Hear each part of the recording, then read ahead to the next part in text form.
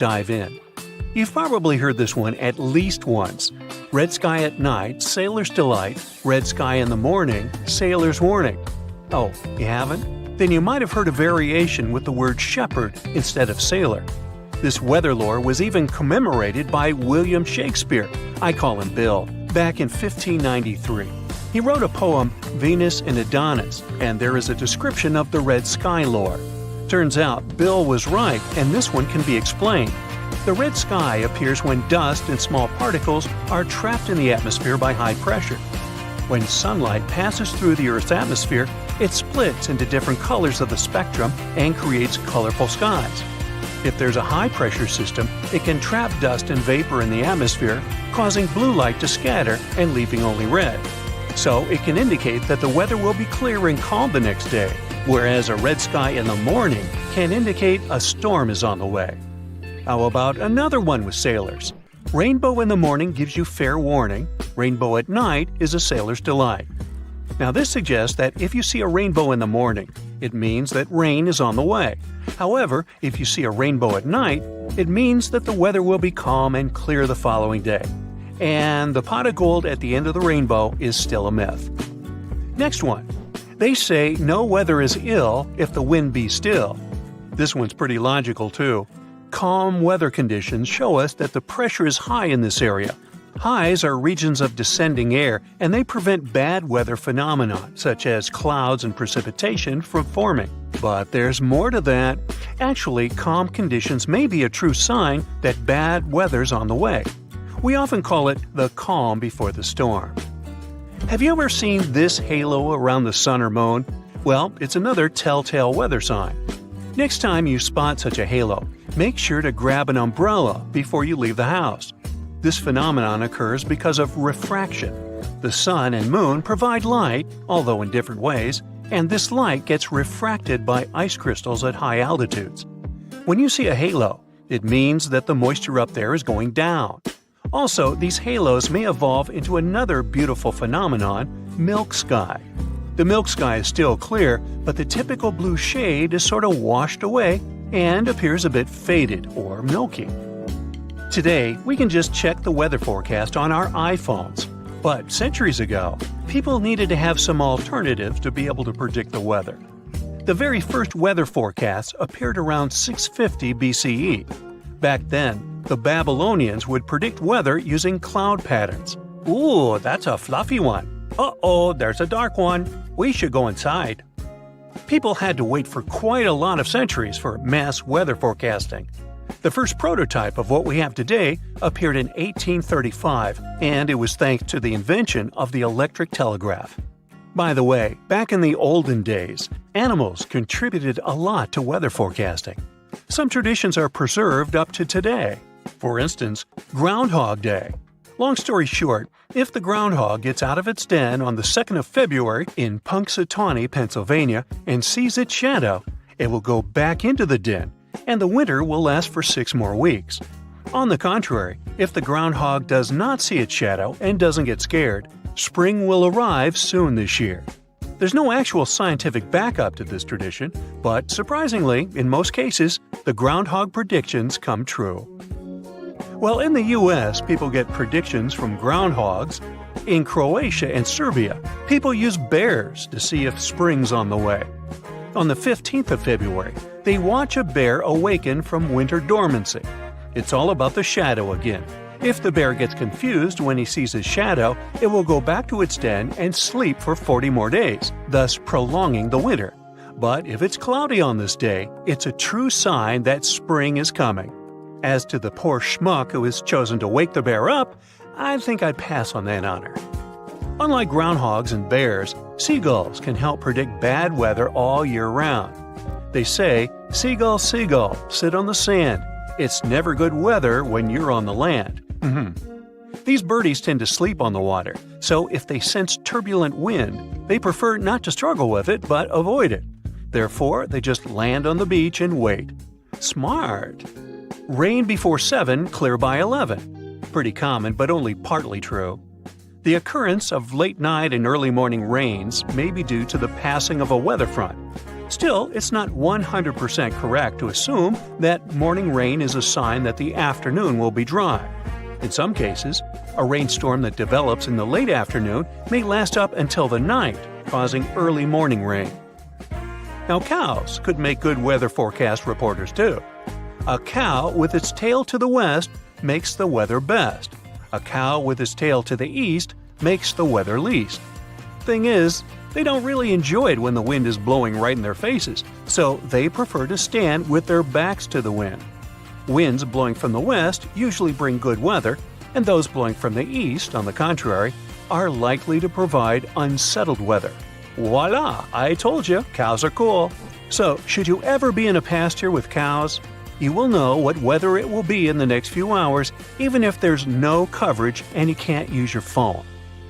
Now, in case there are no cows, bears, or any other animals that are sensitive to the weather, you can use onions. Yep, you heard that right. Even onions can predict the weather, and these guys actually predict long-term conditions. Here's a nice rhyme. Onion skins very thin, mild weather coming in. Onion skins thick and tough, coming winter cold and rough. Well, seems there's no prediction connected to French fried onion rings though. If you want to hear a scientific explanation for this, sorry, there won't be any. In fact, scientists say such rhymes have stood the test of time for one reason only, and it's our human selective memory. We tend to remember things we've predicted correctly, and if not, we just forget them. Oaks and maples can be helpful though, due to their ability to curl leaves when the humidity is very high and the wind's blowing strongly. So, when leaves turn their back, 'tis a sign it's going to rain, turns out to be quite a true saying. There's even a rhyme for it. When the leaves show their undersides, be very sure that rain betides. I know, betides, it's kind of a forced rhyme, but it is a word, it means happens. Okay, time to move on, let's not beat a dead horse, which by the way is not a weather predictor. So hey, did you know that you can even use your friends to predict the weather? Our human body is way more multifunctional than you could have imagined. Here's another short rhyme to prove we humans have superpowers. For instance, our body can predict rain. I know ladies by the score whose hair foretells the storm. Long before it begins to pour, their curls take a drooping form. See? I bet you've noticed it many times and maybe even correlated that our hair may act weirdly when the humidity rises. It may expand in length due to humid air, and naturally curly hair may droop. Naturally straight hair, vice versa, may even curl up a bit. If you have blonde hair, you're even more potent at rain forecasting, as it's more sensitive to humidity. On to more precise predictions. Yeah, it's cool to predict the weather, but what about predicting temperature? You can tell the temperature by counting a cricket's chirps. These guys are quite accurate thermometers. When it's warm, they chirp faster. When it's cold, their chirps get slower. Now, here's what you need to do to get the temperature. Count their chirps for 14 seconds, and then add 40 to the resulting number of chirps. Now comes the disclaimer. Crickets only work in Fahrenheit. For Celsius, you'll need to do some extra calculations. While not all weather lures are accurate all the time, they can be a fun way to predict the weather and connect with nature. Meanwhile, my hair is turning frizzy, so I'll grab an umbrella. Ah, a purple sunset. You must have seen one of those at least once in your life. Normally, it's nothing ominous and has to do with the way light travels. The light that the sun produces is white. When it goes through a prism, you see light waves of different colors, from red and orange to blue, green, and indigo. Light normally travels in a straight line if there's no obstacle in its way. The shorter light waves, including blues and purples, are scattered easier when they meet with those obstacles, like molecules and aerosols in the atmosphere. Because the sun is low on the horizon at sunset and sunrise, its light has to pass through more molecules that scatter the violet and blue light. The colors that your eyes pick up, then, are yellow, orange, and red. But, with the right conditions, you can see the gorgeous purple sky. Sometimes purple sky appears for much scarier reasons. It can be caused by hurricanes, wildfires, or dust storms. The concentration of vapor in the air increases, and the light scatters more than usual. Dust, a setting sun, and low cloud cover all contribute to this natural show, too. The sky turns orange and red at dusk if there's still enough light. Then it gives off pink hues, which mix up with a dark blue sky above. Now, do you remember what happens when you mix pink and blue? You get the color purple. Not every hurricane makes the sky turn purple, and trying to predict if it's going to happen is like trying to forecast a rainbow. Still, people reported several major hurricanes made the skies turn purple.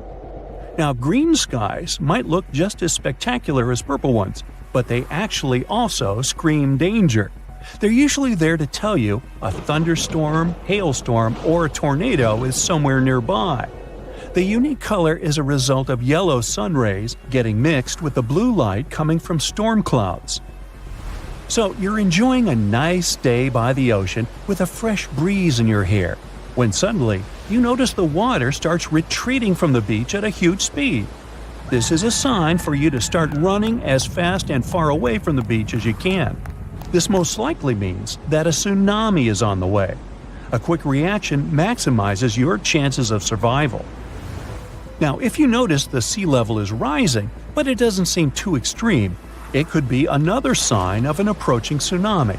It happens in 40% of cases, and the incoming water is the first tsunami wave. The next one, way larger and more dangerous, usually follows in about 10 minutes.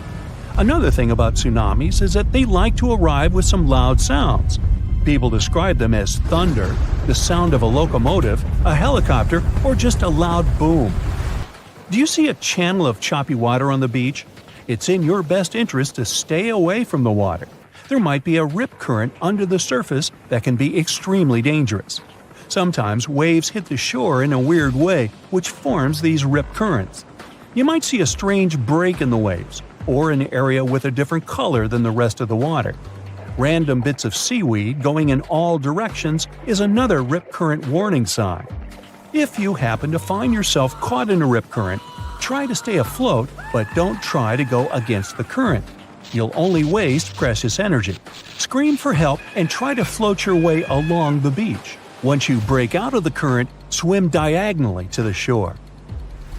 The next time you spot conically shaped clouds in the sky, remember it's a good time to start looking for some shelter.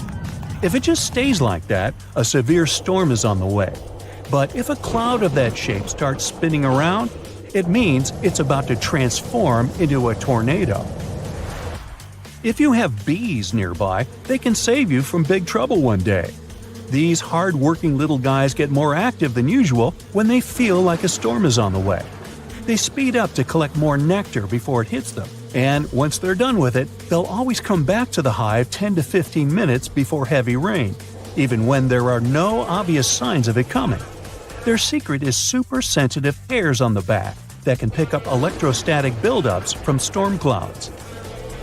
For centuries, people have noticed that animals act weirdly a couple of days before big seismic events.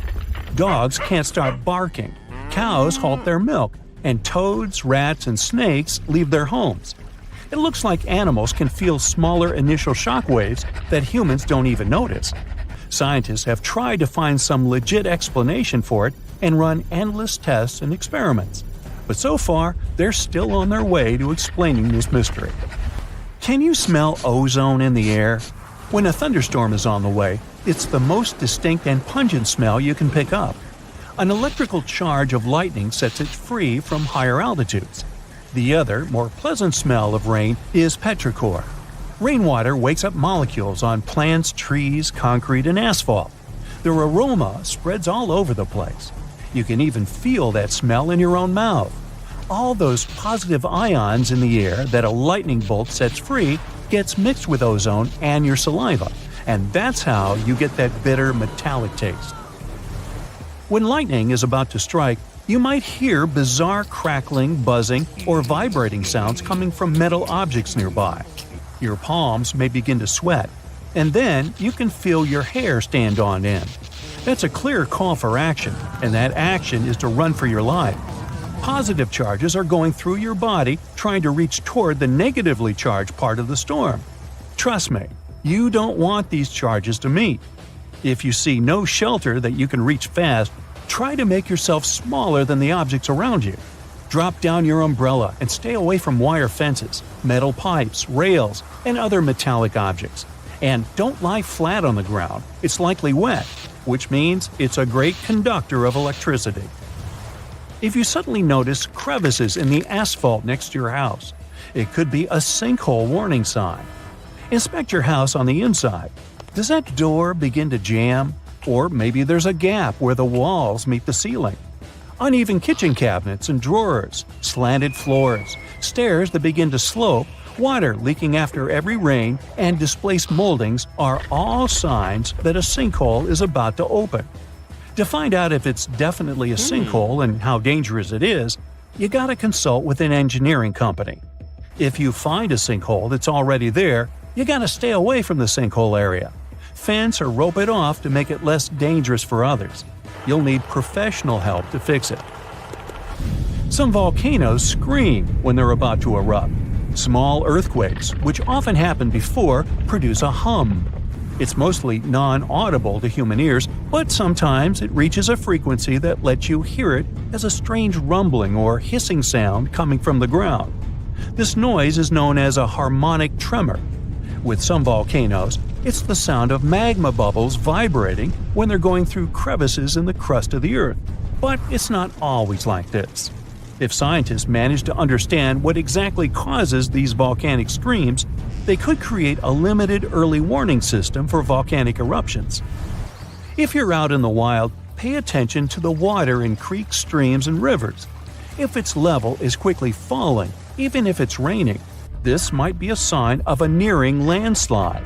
And if you hear a faint rumbling noise or unusual sounds, like boulders knocking together, it could mean debris is on its way to you. It's a sign to head to safety immediately, like right now. This is John. John seems to attract all kinds of bad weather and natural disasters wherever he goes. See for yourself. One day, John notices his dog is restless. The pooch keeps scratching the entrance door and wandering around the house. He even tries to hide in the corner, howling and barking.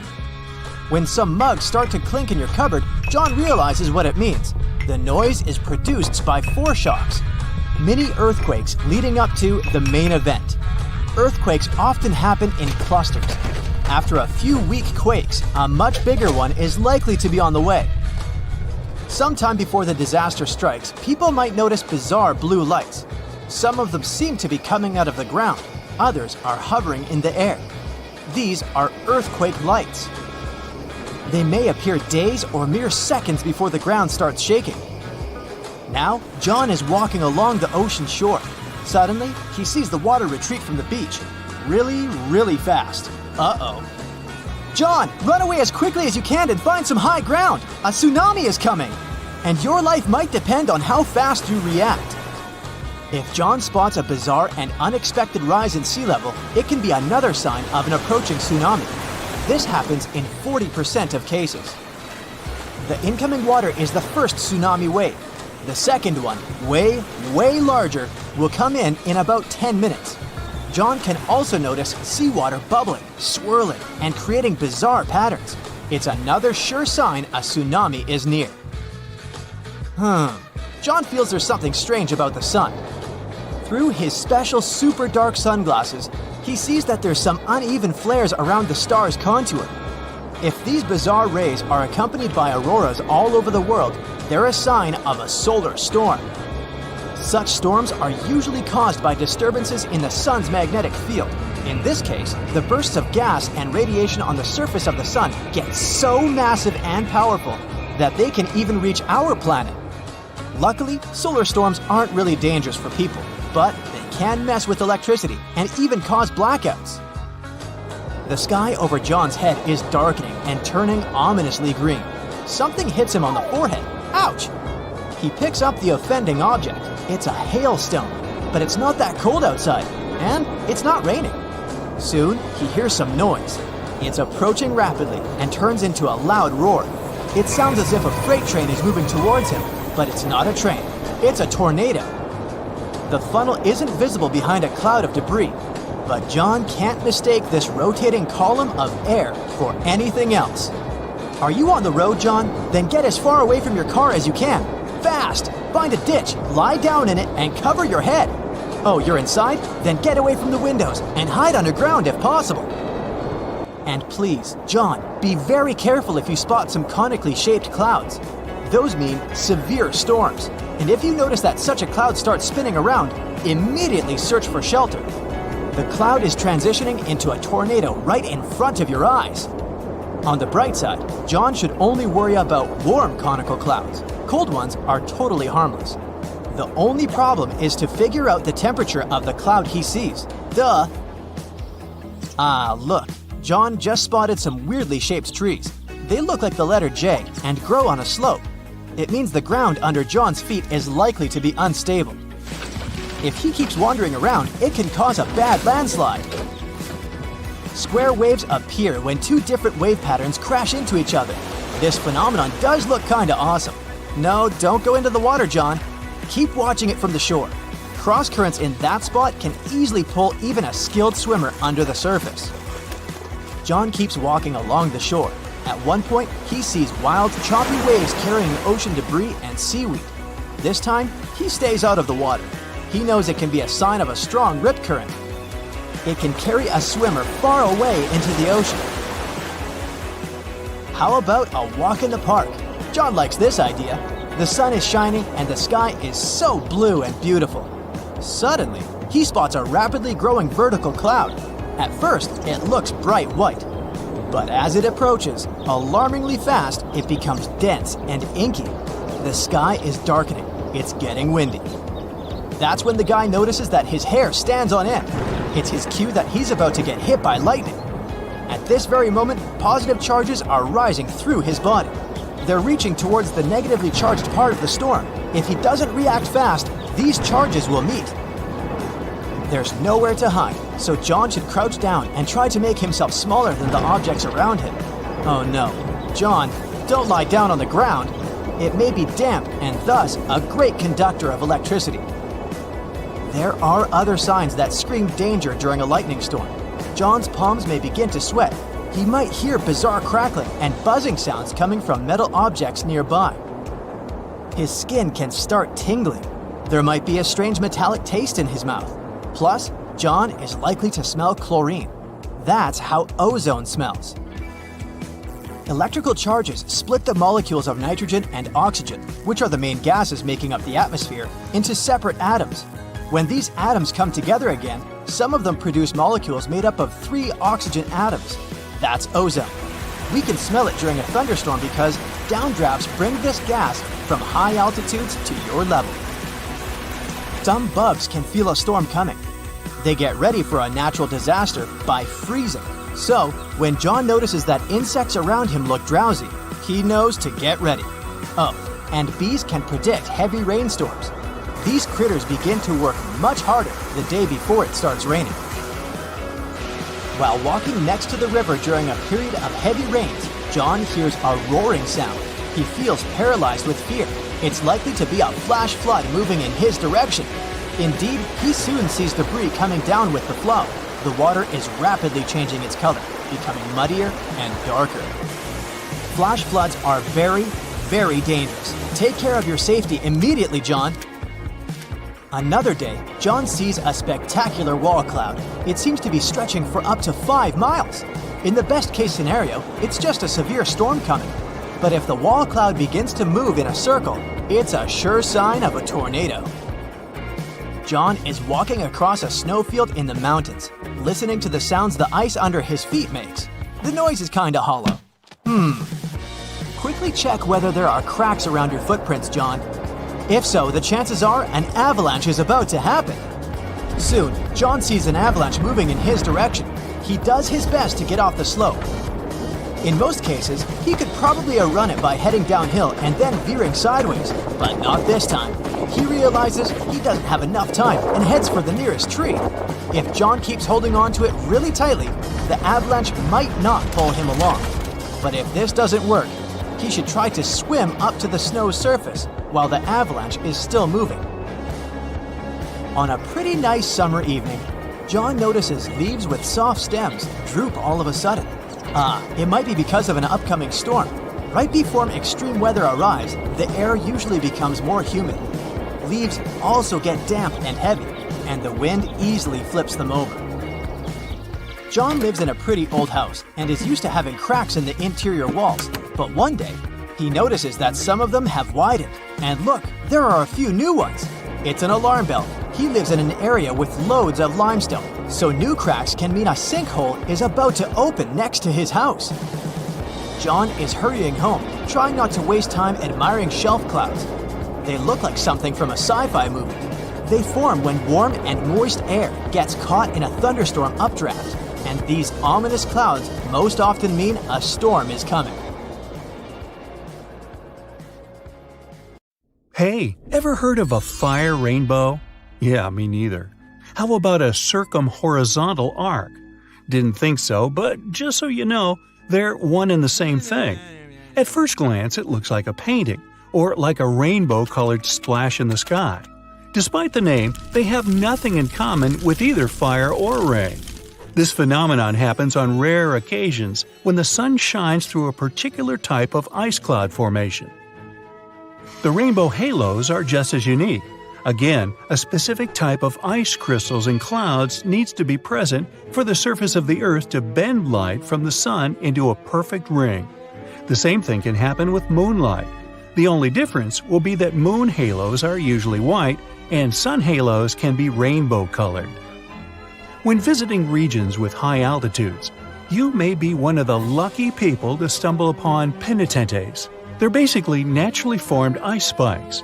For them to be formed, they need a really cold and elevated environment where the air is dry. The sunlight turns ice directly into vapor rather than melting it into water.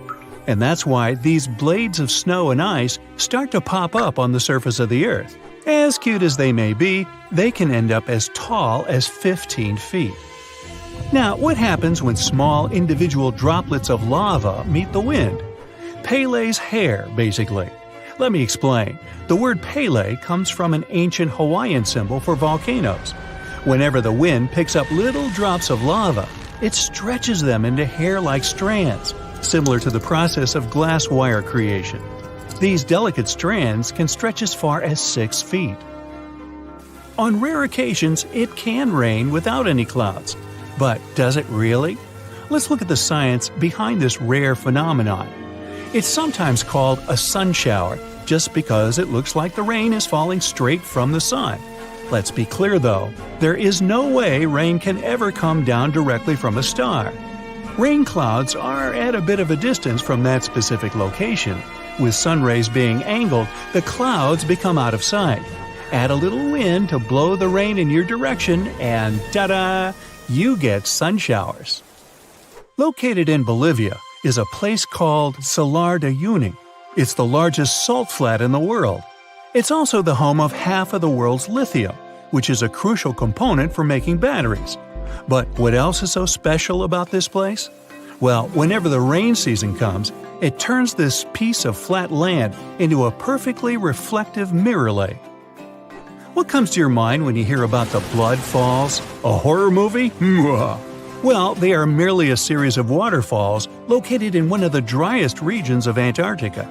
They emerge from an underground lake filled with a special kind of bacteria.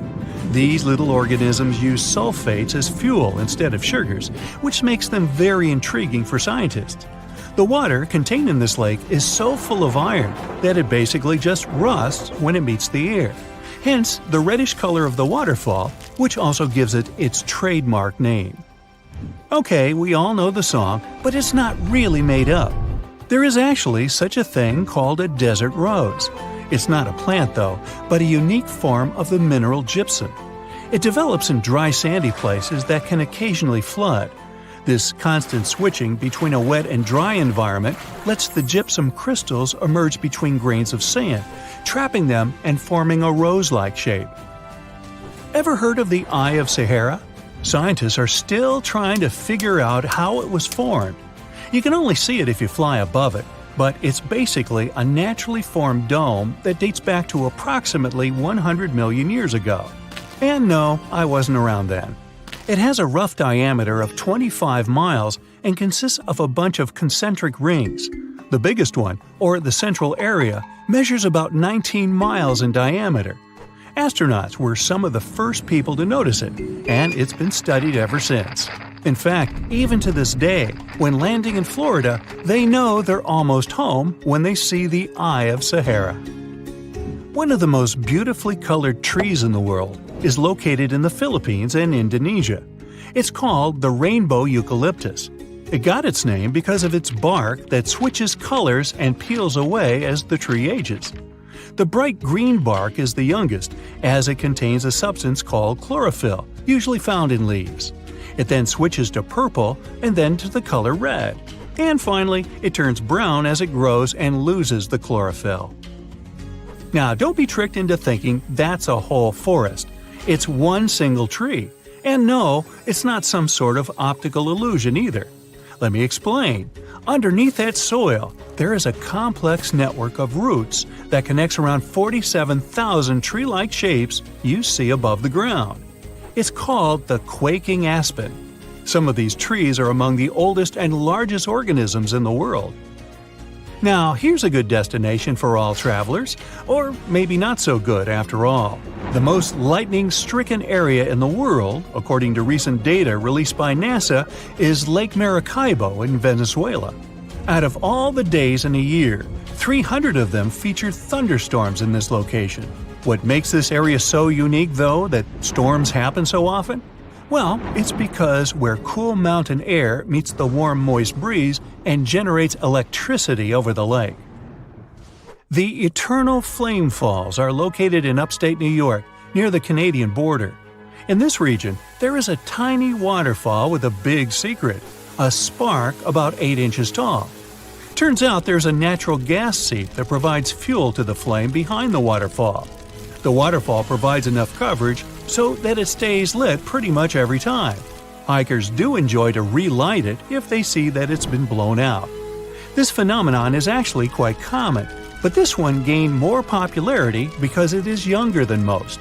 And it looks very good in pictures, let's be honest. I've heard of yellow sand, white sand, and even black sand here or there. But I've never heard of green beaches until now. Papacolia, also known as Green Sand Beach, is located in Hawaii and is one of the few beaches in the world that features green sand. The unique coloring comes from olivine rock that was formed when a nearby volcano erupted. Actually, in Hawaii, all the volcanoes are nearby.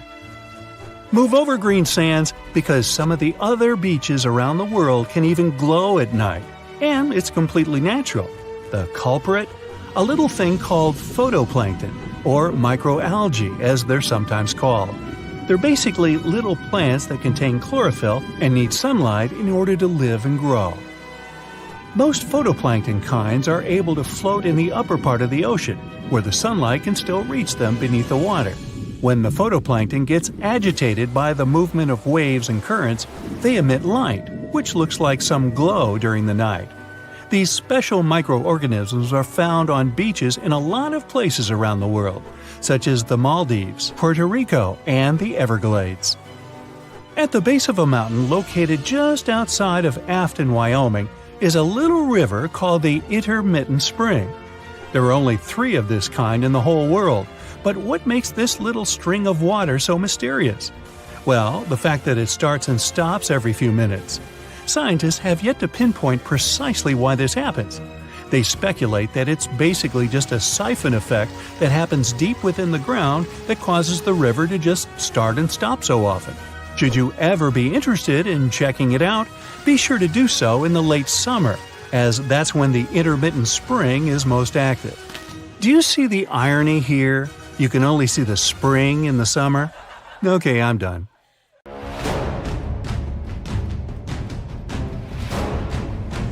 The Boxing Day Tsunami, Indonesia. An undersea earthquake starts in the morning. Its tremors cause a series of tsunami waves. The largest reaches the height of the Arc de Triomphe in Paris. Unzen volcano mega tsunami. A powerful volcanic eruption triggers a landslide from a 4,000-year-old lava dome. It sweeps through the city of Shimabara and reaches the sea, setting off a mega tsunami. The Vajont Dam mega tsunami, Italy. A landslide drags 9 billion cubic feet of forest, soil, and rock into the lake.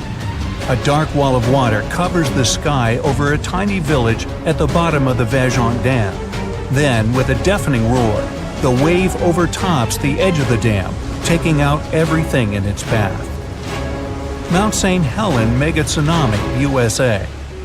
As the volcano erupts, the upper 1,500 feet of Mount St. Helens collapses into a massive landslide. Part of this avalanche plunges down into nearby Spirit Lake, which splashes the lake waters into a series of waves almost as tall as the Eiffel Tower. Alaska's Lituya Bay Tsunami. A landslide caused by an earthquake creates a mega wave. It surges over the headland and washes away trees, plants, and soil down to bedrock. Molokai, Hawaii. A third of the East Molokai volcano caves in and collapses into the Pacific Ocean.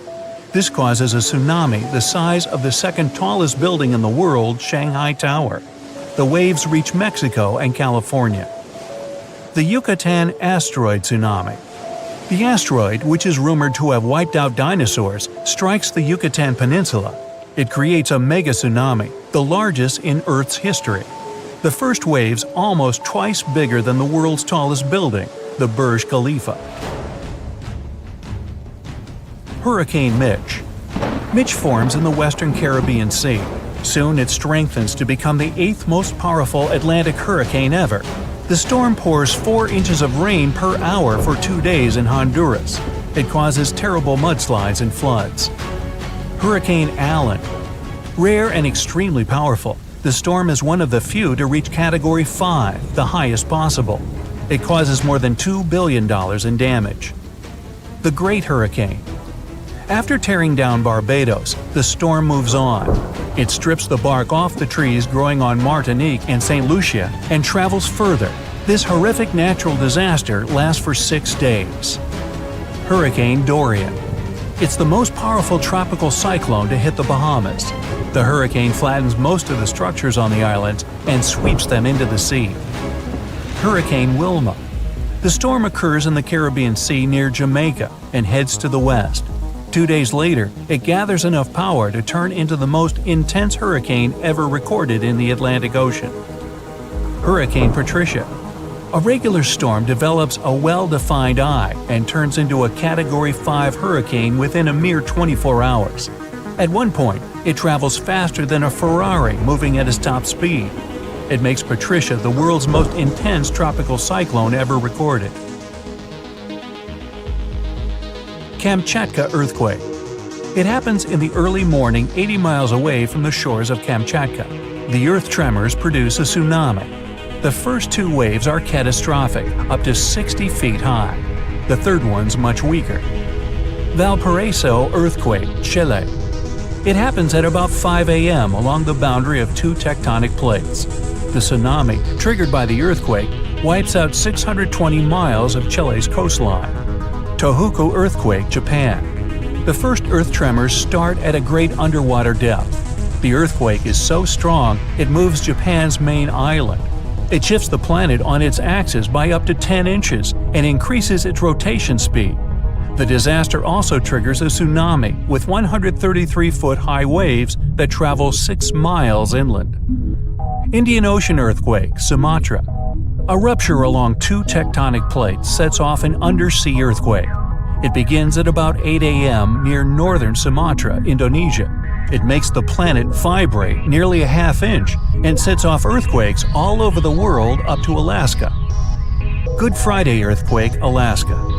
The most powerful earthquake recorded in North America lasts for 4 minutes and 38 seconds.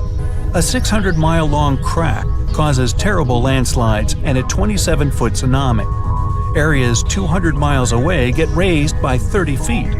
Other places permanently drop 8 feet. Valdivia, Chile. The Great Chilean earthquake starts in the afternoon and lasts for no less than 10 minutes. The disaster affects an area the size of California. It triggers tsunamis that reach the shore of Hawaii, Japan, the Philippines, Australia, and New Zealand. The average tornado usually lasts less than 10 minutes, but there are exceptions. El Reno tornado. It's considered the world's largest tornado based on width. At its peak, the twister reaches 2.5 miles across. The Perryville tornado, U.S. It occurs at about 2 a.m. and starts with snapping hardwood trees and breaking down stone constructions. Then the whirlwind becomes stronger. It levels 2-story buildings, flips and tosses cars as if they were toys. Bridge Creek Moor tornado. When the twister gets into the town of Bridge Creek, its width is at its peak, 1 to 1.5 miles. The wind speed of the tornado reaches more than 300 miles per hour. This natural disaster causes $1 billion in damage. Manitoba, Canada. An outstanding tornado rages for nearly 3 hours. It breaks tons of trees and utility poles, damages roads and farmhouses, but miraculously misses every town on its path. Tri-state tornado, U.S. The world's longest-lasting single tornado travels 220 miles through Missouri, Illinois, and Indiana. The average tornado's path is usually no longer than 5 miles. Tupelo, Gainesville, U.S. An outbreak that consists of at least 12 single tornadoes wipes out everything on its way. The accompanying rainstorms also trigger severe flash floods that make matters even worse. Valjean landslide, Italy. At 10 p.m., a landslide with a volume of 100 Great Pyramids of Giza breaks off from the top of Monte Toc. It falls into the Valjean Dam reservoir, producing a tsunami wave taller than the Golden Gate Bridge. Yunnan, China. An avalanche of rocks, stones, and mud, so big it could fill up Sydney Harbor, forms a dam on the Jinsha River. The Hida River, Japan. Triggered by a rainstorm, 300,000 Olympic swimming pools of debris flows down before getting stopped by another, earlier landslide. Along the way, the landslide sweeps 2 buses off the road. Peru. A rock slide dams the Rio Montanero, a long river running through the center of Peru. The whole process takes no more than 3 minutes, which means the landslide moves at a speed of up to 87 miles per hour. It also leaves a trail of debris 5 miles long. The Usoy Dam, Tajikistan. Set off by a magnitude 7.4 earthquake, the rockslide falls into the Murghab River and blocks its flow. That's how the Usoy Dam, one of the tallest in the world, appears. Mount St. Helens, USA. At 8:30 a.m., after much buildup, a volcanic vent finally gives way and sets off a catastrophic eruption, which makes the entire north side of Mount St. Helens fall away. It's the world's largest recorded landslide. North Bonneville, U.S. In the middle of the 15th century, a great earthquake occurs. An incredible amount of debris rushes down from Table Mountain. It covers more than 5 square miles and blocks the Columbia River with a dam 200 feet high and 3.5 miles long. Are you a pro swimmer? Brave enough to take a dip in any ocean or sea? Bad news. There are some places you should avoid no matter how well you swim or dive. Some of these places have dangerous underwater rocks, strong currents and tides. Others are famous for legends about monsters and mysterious creatures. So let's dive into this aquatic horror show. Have you ever heard the word the strid? It's a variation of the word the stride that is used in Yorkshire. And it refers to a narrow section of the river wharf that's so small you could jump over it. But don't be fooled by its size, it's one of the most dangerous spots around. Even taking a step into the water can have dire consequences. The river wharf has a forceful current, and since the strid is so narrow, it's even stronger in that area. The intense water flow has eroded the limestone around the strid, which created hollow spaces much deeper than the rest of the riverbed. Here's the secret. The current has also weakened the banks of the strid from below. So, the ground you're standing on, admiring the rapid flow, is probably just a fragile ledge hanging over treacherous waters. There's no record of anyone who found themselves in the water of the strid and found their way out of it. And the worst part? You wouldn't even guess that this innocent-looking stream could be such a danger. So, my advice to you, my friend, is to stick to a safer body of water for your aquatic adventures. If you're looking for a weekend getaway in California, Horseshoe Lake is the spot for you. It's got everything. Sandy beaches, hiking trails, and picnic areas, but wait, there's more to it than meets the eye. This lake has a dark side, namely around 100 acres of dead trees that surround it. And it's not just the trees that have been claimed by this lake. The earthquakes that hit in 1989 and 1990 unleashed carbon dioxide from under the hot magma. The gas seeped out into the air, damaging all the life around the lake. Even now, Horseshoe Lake is just as dangerous as it was 30 years ago. What makes it so scary is that the levels of this toxic gas change randomly. Warning signs that are posted everywhere certainly could give a horror film touch to a fun hike in the woods. In Kauai, Hawaii, there's a group of stunning waterfalls that used to be a popular destination for tourists. Kipu Falls, as they're called, were once the go-to spot for swimming and diving. To get to them, you had to take a long walk along a dirt path until you finally arrived at a breathtaking view of a 20-foot waterfall pouring into a crystal-clear pool below. But since 2011, this area has been off-limits to the public. Why, you ask? Well, there have been a lot of accidents at Kipu Falls.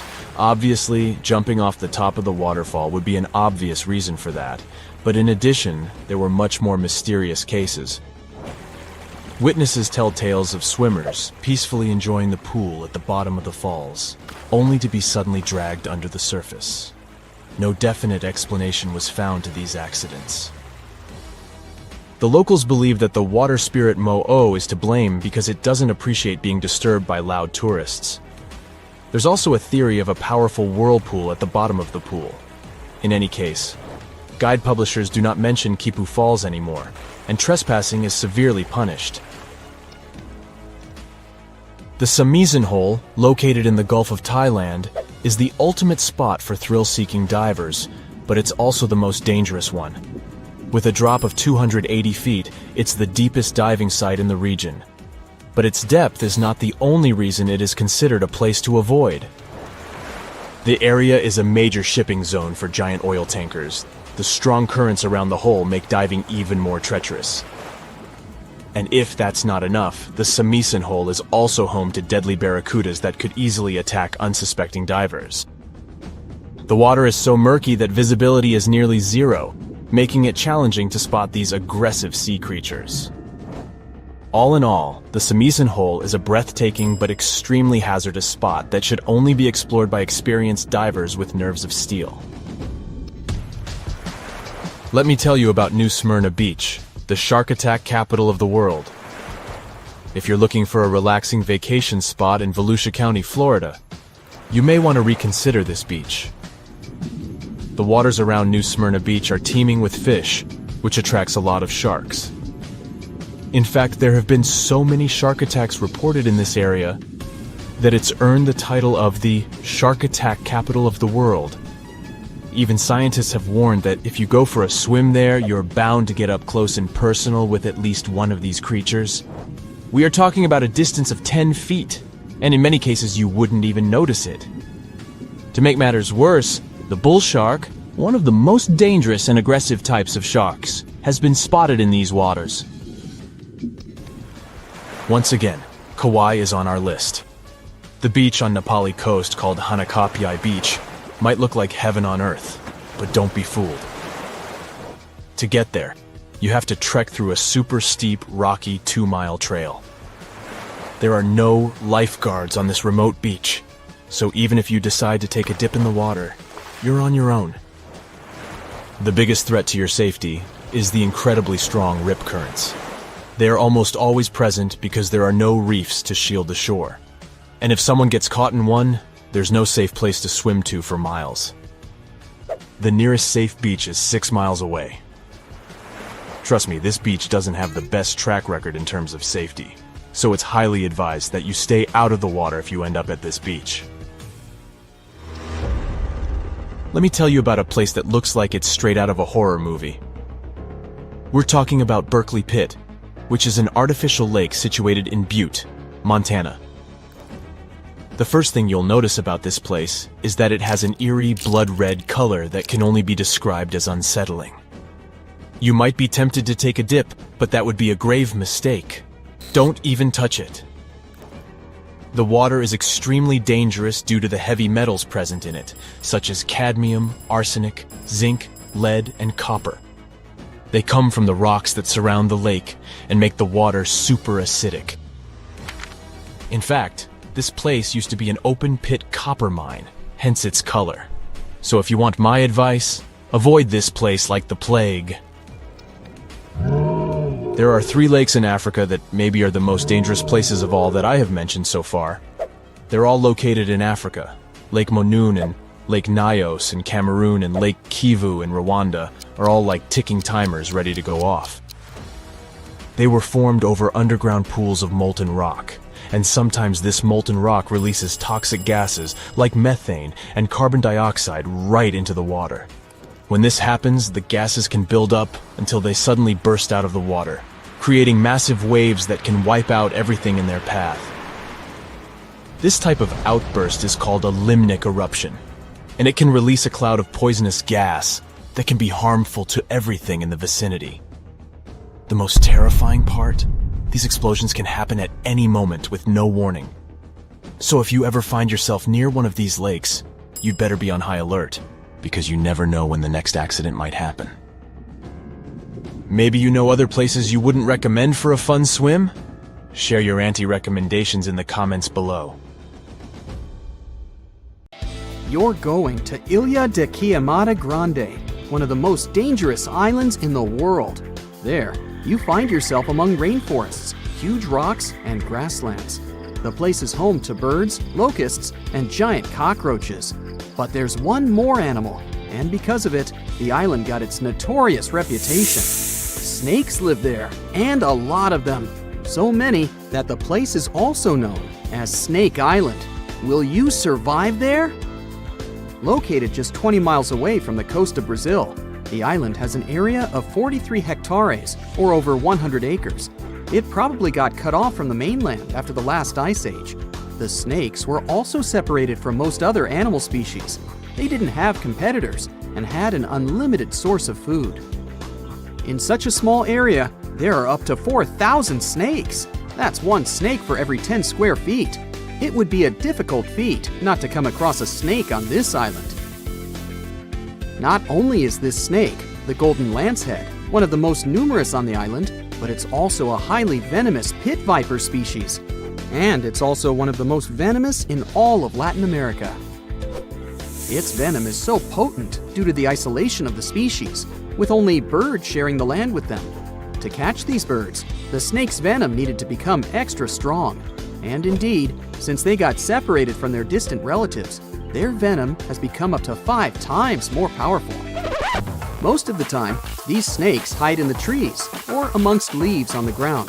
If you find yourself stranded here, you'll want to keep yourself a safe distance away. Snakes mainly use their sense of smell and rely on vibrations. If you get too close to one, either stand still or slowly walk away. If you make too many vibrations, this will make them feel threatened, causing them to strike.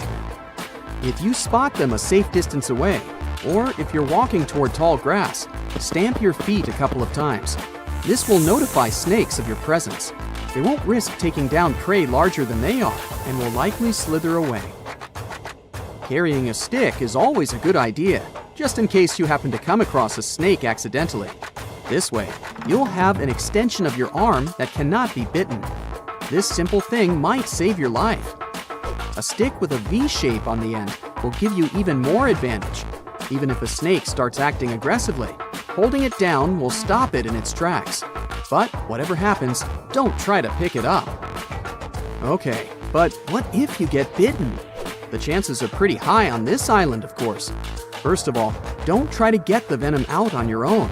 Make sure you call emergency services immediately. And once help is on the way, apply a wide bandage.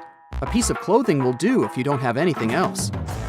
Don't try to chase the snake trying to identify the species. Emergency services know how to figure out what venom it is. Now, just keep calm and wait for help. You might be wondering who you can call on this abandoned island. Well, since it's strictly prohibited to visit this place, there are signs advising to stay away all over the island. A along with a number you can call if you run into trouble. Let's say you've successfully avoided getting bitten. The next thing to consider is what you can eat there. Snake Island was previously known as Ilha de Queimada Grande, where queimada is Portuguese for forest being lit up, or forest fire. The reason for that was the fact that the entire island was deliberately set on fire to make room for a banana plantation. Unfortunately, the banana business didn't turn out to be a success, probably because farmers got sick and tired of snakes. But some banana trees still thrive today, and they can provide you with some much-needed nutrients. You'll also want some protein in your diet throughout your stay. Luckily, along with the snakes trapped on the island, there are also cockroaches. These giant prehistoric-looking roaches come out at night to feed on plants. Get that barbecue started and enjoy the rare delicacy this island provides. A great way to survive on the island is to avoid it altogether. If by chance you happen to be sailing past, keep in mind that this place was once connected to the mainland. Rocks beneath the waves are very likely to damage the bottom of your boat if you get too close. Make sure you keep an appropriate distance when traveling past. Sure, this island is intriguing, but please remember that no matter how close you get to it, you won't be able to see snakes from the boat. You can only see these creatures if you get close enough, which you really shouldn't do. And it's not only reptiles that make this location dangerous. Pirates visit the island quite often. Not the sea shanty singing peg-legged arr pirates, but bio-pirates who come there to capture the very thing that makes it so dangerous. They come there for snakes, to catch them and sell them illegally. Since the island got cut off around 11,000 years ago, the golden lancehead has evolved within its own unique habitat. So, although there are many reptiles on this island, they're still an endangered species. Due to their limited numbers, their value is very high, reaching up to $30,000 on illegal markets, which gives biopirates the motivation to catch them. I can think of better ways to make a living. Anyway, let's say you've got all the resources necessary to survive in one of the most dangerous places on Earth. Do you think you would manage this feat? Perhaps you think it's impossible. You'd be surprised at how possible it can be, if you know what you're doing. It turns out many have visited this scary place before. Research teams often come there. They study the golden lancehead snake, its environment, and its food sources for conservation purposes. But scientists always make sure there's a doctor on the team. There's also a lighthouse on Snake Island. It had been operated by people until the 1920s. Then it became automated. One guess why. Brazilian authorities visit the lighthouse once a year to make sure it's still functional. Locals on the mainland know the reputation of the island, so the stories of people going missing are minimal. But one group of fishers once got too close to the island. As they were sailing along their normal route, they accidentally neared the shore. Their boat hit a rock under the waves and began filling with water. As the boat was quickly sinking, the men had only two options: to try to survive in the rough sea or swim to the shores of Snake Island. It was a hard choice to make. After all, they had heard the stories, and it wasn't just about snakes. Rumor had it that the island was cursed. Regardless of the stories, the fishers chose to take their chances with Snake Island. After making it to the shore, they tried to be careful. Their knowledge of the island could help them survive. Most importantly, they knew to avoid the rainforest at all costs. As the men got hungry, they carefully walked along the edge of the forest, warily collecting bananas. They were mostly sitting, waiting, and conserving their energy. They could only drink water when it rained. It was just enough to sustain them. They slept on the beach, unprotected from the elements and weather. And all the time, they were so close to the comfort of the lighthouse or caves. They were probably overly cautious, but it was either enduring some discomfort or risking their lives for a dry bed. They didn't yield to the temptation. They managed to survive for 3 days without being bitten by a snake. After that, a passing boat finally rescued them. So, now you know, anything is possible. Oh, gravity, you heartless so-and-so. Well, that's what I think when I trip over a stone and fall face down. Of course, I'm not clumsy, you know. Anyway, gravity is a constant, right? Something entirely unshakable that we can always rely on in this ever-changing world. Unlike, love. Feeling romantic, sorry. But what if I told you that it's not as honest and clear as you think? There are places on our planet where gravity behaves like it's gone crazy. And that's why you clicked here. So let's take a look. Magnetic Hill in Leh, India. There's a stretch of road in India that's been attracting tourists from all over the world. It's no different looking from the surrounding landscape, and you could easily pass it by without noticing, if not for one very unusual and a bit creepy thing. If you stop your car on the magnetic hill going up the slope and put it on neutral, it'll start crawling upwards, eventually reaching the speed of up to 12 miles per hour. They say there's some sort of magnetic force at work here that tugs cars up the hill, hence the name. On top of that, even airplanes are said to gain altitude above this place. Skeptics offer another explanation, though. It's just the lay of the land that creates an illusion of going upwards, while in fact you're moving down the hill and vice versa. Whatever the truth, I'd like to see it for myself. Would you? Tell me down in the comments. The Crooked Forest, Poland. Near the village of Nowa Tarnowo, there's a forest in the depth of which you can find a strangely looking pine tree. Planted in the 1930s, there are 400 trees that sharply twist to the north almost at the roots, and then grow upwards in a semicircle. Although scientists offer different theories about the tree's weird growth, nobody can say for sure what made them look like that. Some say it's people who did it, while others believe it's a gravitational anomaly that somehow pushed the trees down. The trouble with this version, though, is that it would have had to stay there for years, and that only affected the trees. Still, no certain explanation exists anyways, so who knows? A waterfall, Faroe Islands. Ever seen an upward-moving waterfall? You can have a look at one on the Faroe Islands, halfway from Iceland to Scotland. But if you were expecting me to tell you an unbelievable story about a mysterious force pushing the water up the rock, then sorry, no such thing here. The truth, however, is quite jaw-dropping anyway. The winds in this place are so powerful that they lift the water and throw it back up. I guess it was this kind of wind that allowed Mary Poppins to travel on her umbrella. Sounds good. In fact, this waterfall is not unique. There are several more places on Earth where winds create an illusion of defied gravity. For example, there's the Kinder River in England that has a waterfall constantly struggling with the wind. It's so strong that half of the Cascades water seems to just fly up without ever touching the bottom of the drop. Hoover Dam in Nevada, USA. If you ever get up to the top of the dam, which is about 726 feet high, you can try a little trick.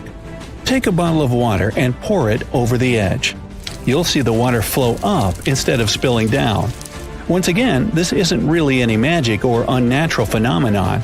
The wind up here is simply too strong for the water to fall, just like with the waterfall on the Faroe Islands. Here though, it looks even more impressive since you can do it yourself.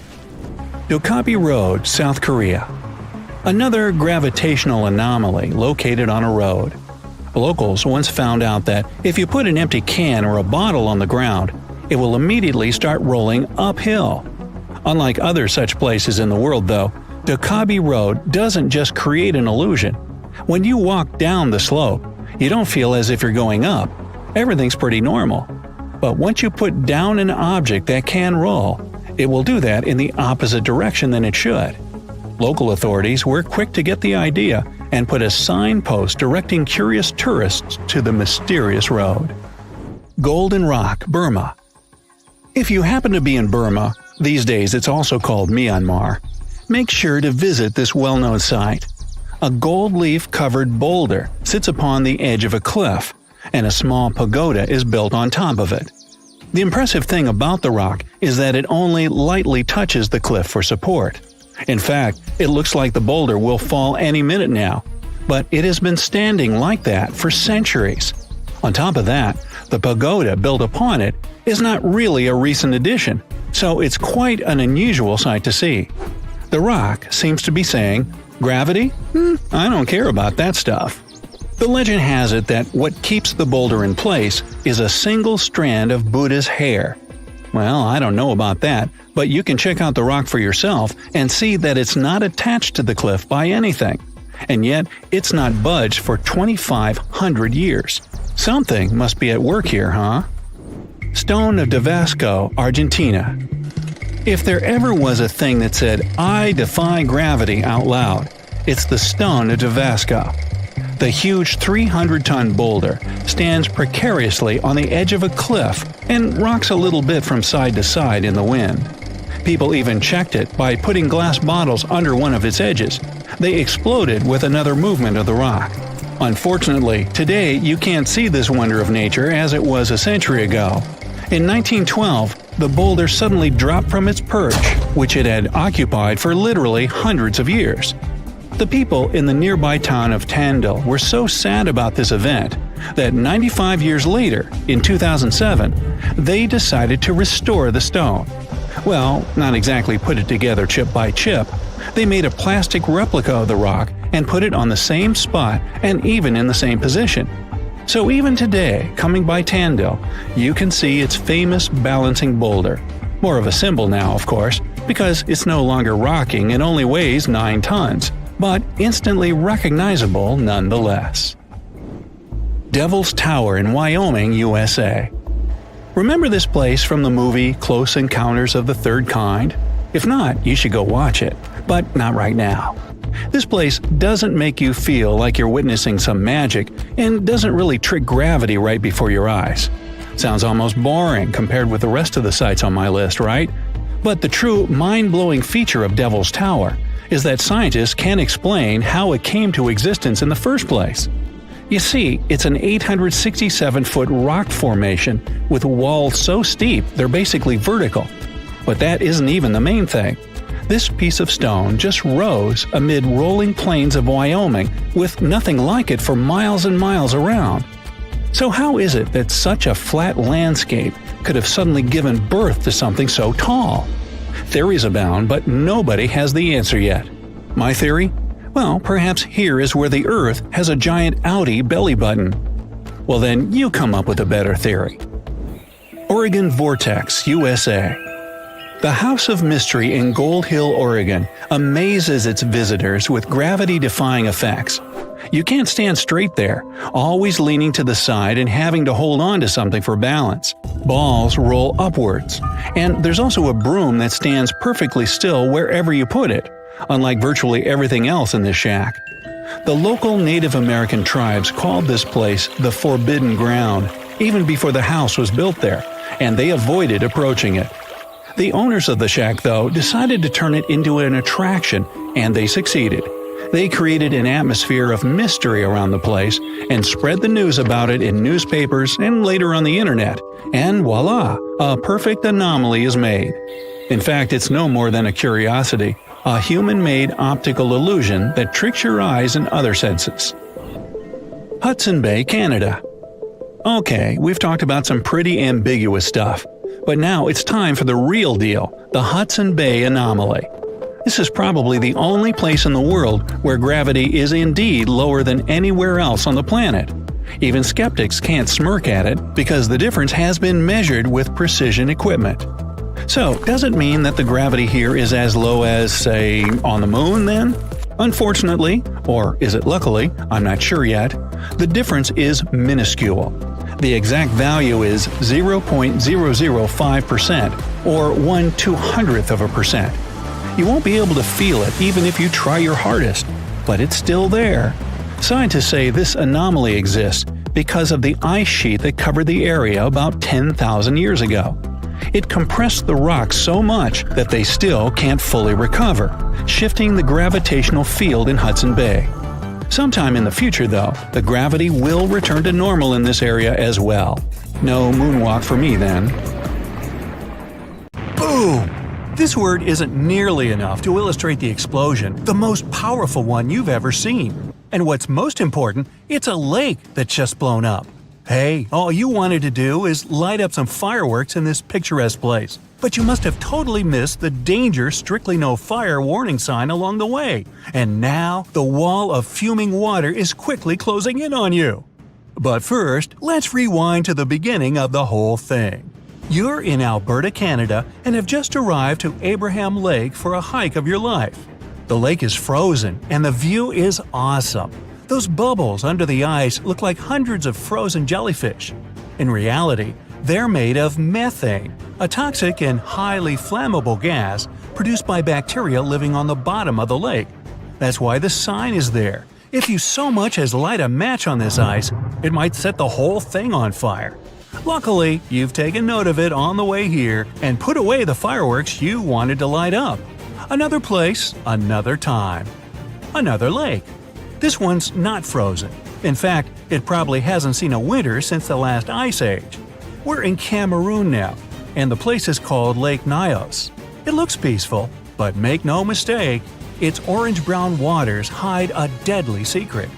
The lake rests atop a highly volatile area, and the fissures in its bottom let out massive amounts of carbon dioxide. When the ground shifts, this gas spills out of the lake and flows miles around it. The concentrations are so high that one breath of it would make you faint, and you'd have zero chance of waking up. You get the picture. But the most sinister thing about it is that the CO2 doesn't have a smell or color, so you wouldn't even see it coming. Local authorities have set up a system of pipes that drains the gas from the lake, making it relatively safe for people and animals in the vicinity. And another toxic lake, Kivu, on the border of Congo and Rwanda, has even been made to provide energy for millions of people thanks to its gases. While we're in Africa, the Danakil Depression in Ethiopia is also worth a blood-curdling visit. Dubbed the hottest place on Earth, it sure lives up to its name. The ravine is peppered with extremely hot springs, toxic acid ponds, and active volcanoes. The landscape is surreal, to say the least, and is probably the only inhabited place on Earth where no life can exist. The Afar people live here all year round and gather salt around the springs for trade, while scientists couldn't find any evidence of microbial life in those. Humans are notorious for settling in places most would gladly avoid. Take Mount Tambora in Indonesia. Thousands of people have been living on and around its slopes for centuries until the fateful day in 1815. Tambora is a volcano, and that year it decided to erupt, resulting in a blast that obliterated everything on the island and was heard almost 1,000 miles away. It spewed out so much volcanic ash that it fell in sheets on the surrounding isles and caused a year without a summer in the whole northern hemisphere. It was the most powerful eruption in the last 10,000 years, and Mount Tambora became as much as 5,000 feet lower after it. But back to our time. There's an island you won't be allowed to visit, but I bet you wouldn't want to anyway. The Snake Island in Brazil is home to thousands of snakes, as its name implies.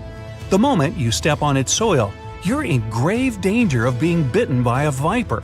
The island is also the only place you can meet a golden lancehead viper, the encounter of a lifetime, literally. This place is so dangerous that Brazil has banned tourists and any other visitors from it unconditionally. Okay, gotta go. Now, get your warmest clothes on and don't forget a fur face mask. We're going to Omayak in Russia. It's a small town in the far north that's often called the coldest place on the planet where people still live.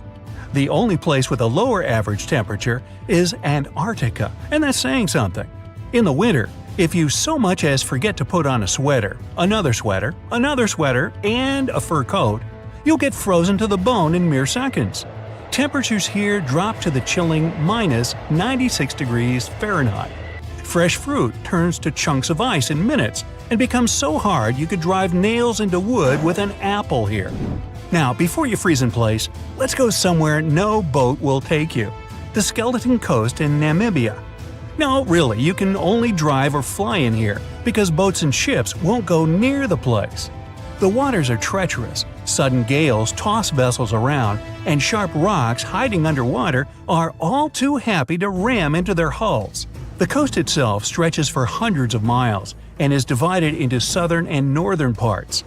Visitors on all-terrain vehicles are allowed freely into the southern part, but only about 800 people a year can get to the northern one, and only with guided tours.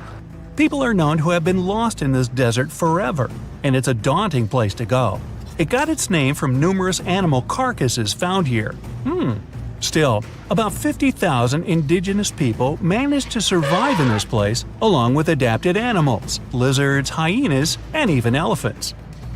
Now, you'd expect a living destruction machine anywhere but the heart of Europe. Naples, one of the most famous cities in Italy, is built on top of an active supervolcano. In 2018, scientists noticed this monster of a mountain was building up magma in its depths. They say it isn't likely to erupt in the near future, but there's a smaller yet no less dangerous volcano just a few miles off, the infamous Vesuvius. You might remember it for the immolation of the Roman city of Pompeii about 2,000 years ago. You might, but I wasn't around then.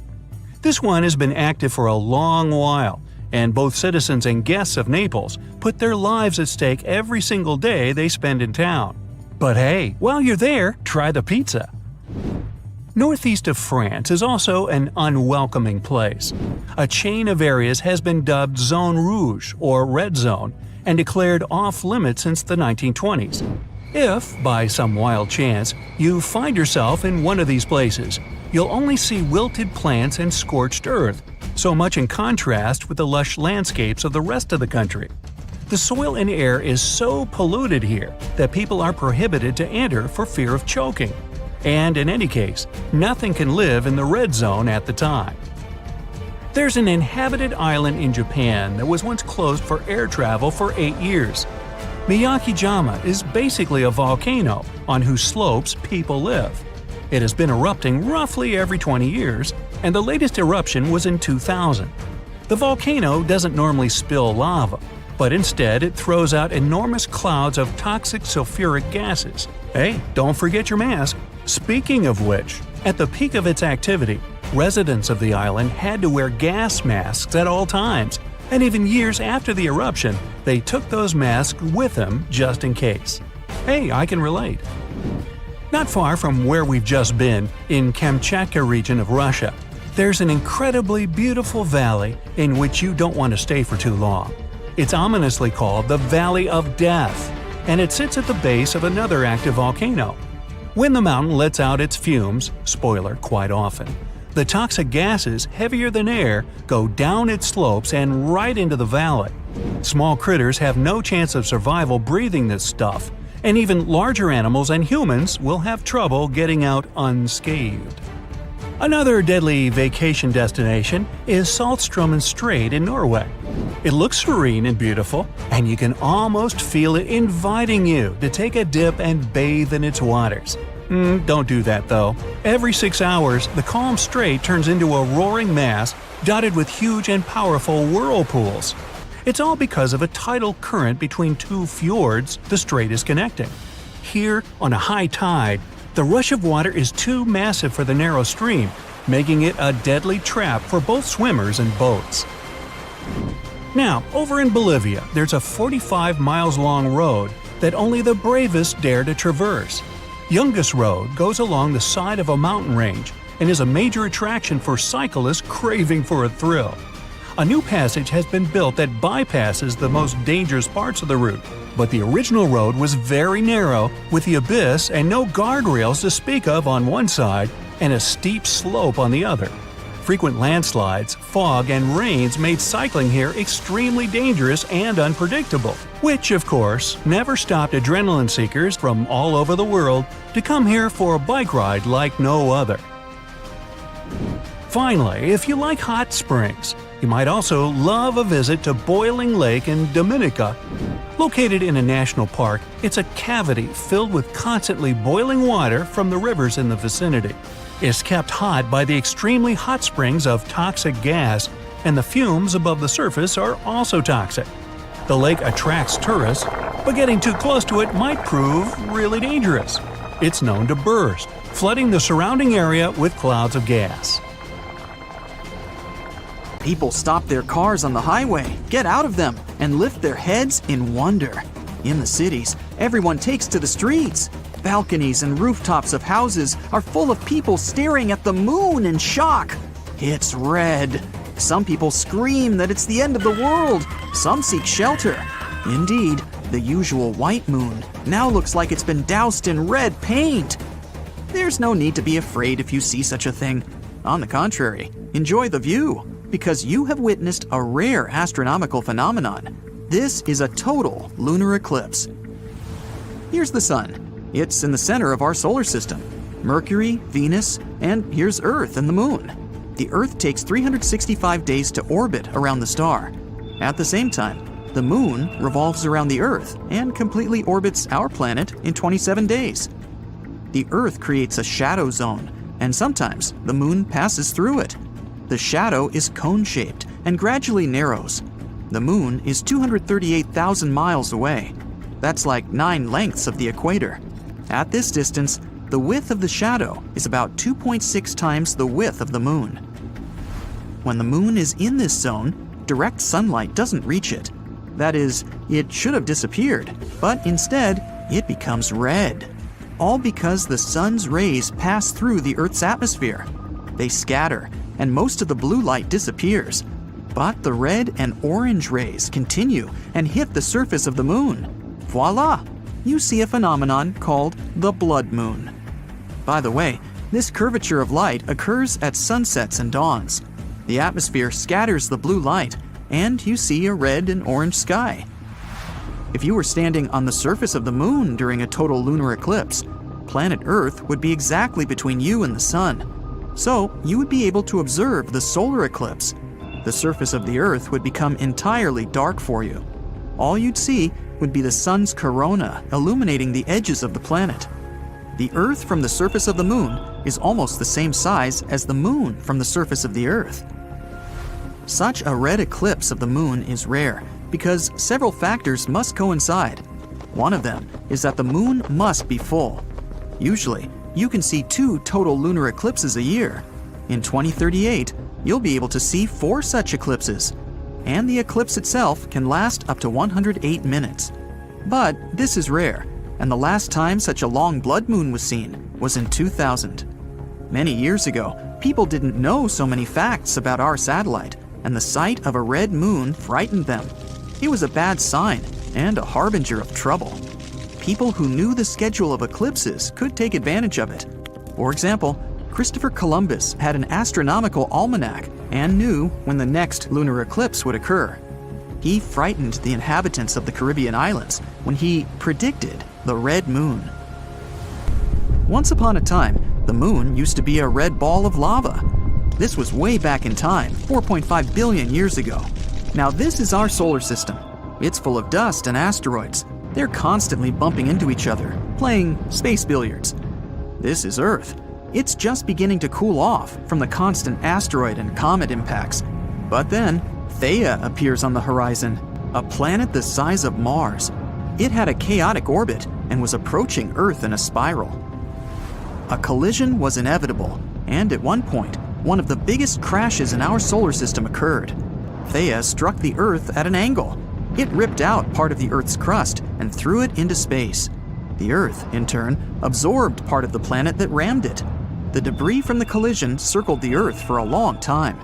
They were a kind of ring, almost like Saturn's. Debris in orbit collided and piled up around a common center of gravity. And that's how the Earth got the moon. There's a theory that this collision helped give birth to life on our planet. Theia hit the Earth at a perfect angle. If the crash had been head-on, both planets would likely have been destroyed in a massive explosion. If the impact had been tangential, then there wouldn't have been enough debris in Earth's orbit to form the moon. But we got the lucky ticket. The moon stabilized the Earth's rotation. The collision shattered the planet's solid crust and allowed oceans to form. Remember, water is the basis of life. When the cores of Earth and Theia merged, we got a powerful magnetosphere. This protects all living organisms from solar radiation. The moon, along with the sun, controls the tides. Its gravity seems to draw water to it from the Earth's surface. The sun does the same thing. That is, if we imagine the Earth as a ball of water, there would be 2 mountains. one on the moon's side and one on the sun's side. And as the moon moves around the Earth, this mountain of water moves with it. If you were in the open ocean with a tape measure, you would see that the moon is attracting water to itself by about 4 to 6 inches. The moon is gravitationally locked with the Earth. That's why it's always turned to us with one side, like Mercury and the Sun. But the moon doesn't stand still. It's gradually moving away from our planet, about 1.5 inches a year. Not quickly, but in about 600 million years, it will have shrunk in our sky so much that we won't be able to see lunar eclipses anymore. Do you see this crater? It's Tycho. It's visible during a full moon because of these bright rays that extend thousands of miles from its epicenter. This is the youngest crater on the moon. Scientists say it appeared there due to a meteorite impact about 109 million years ago. At that time, dinosaurs were roaming the surface of our planet, and they may have seen the impact.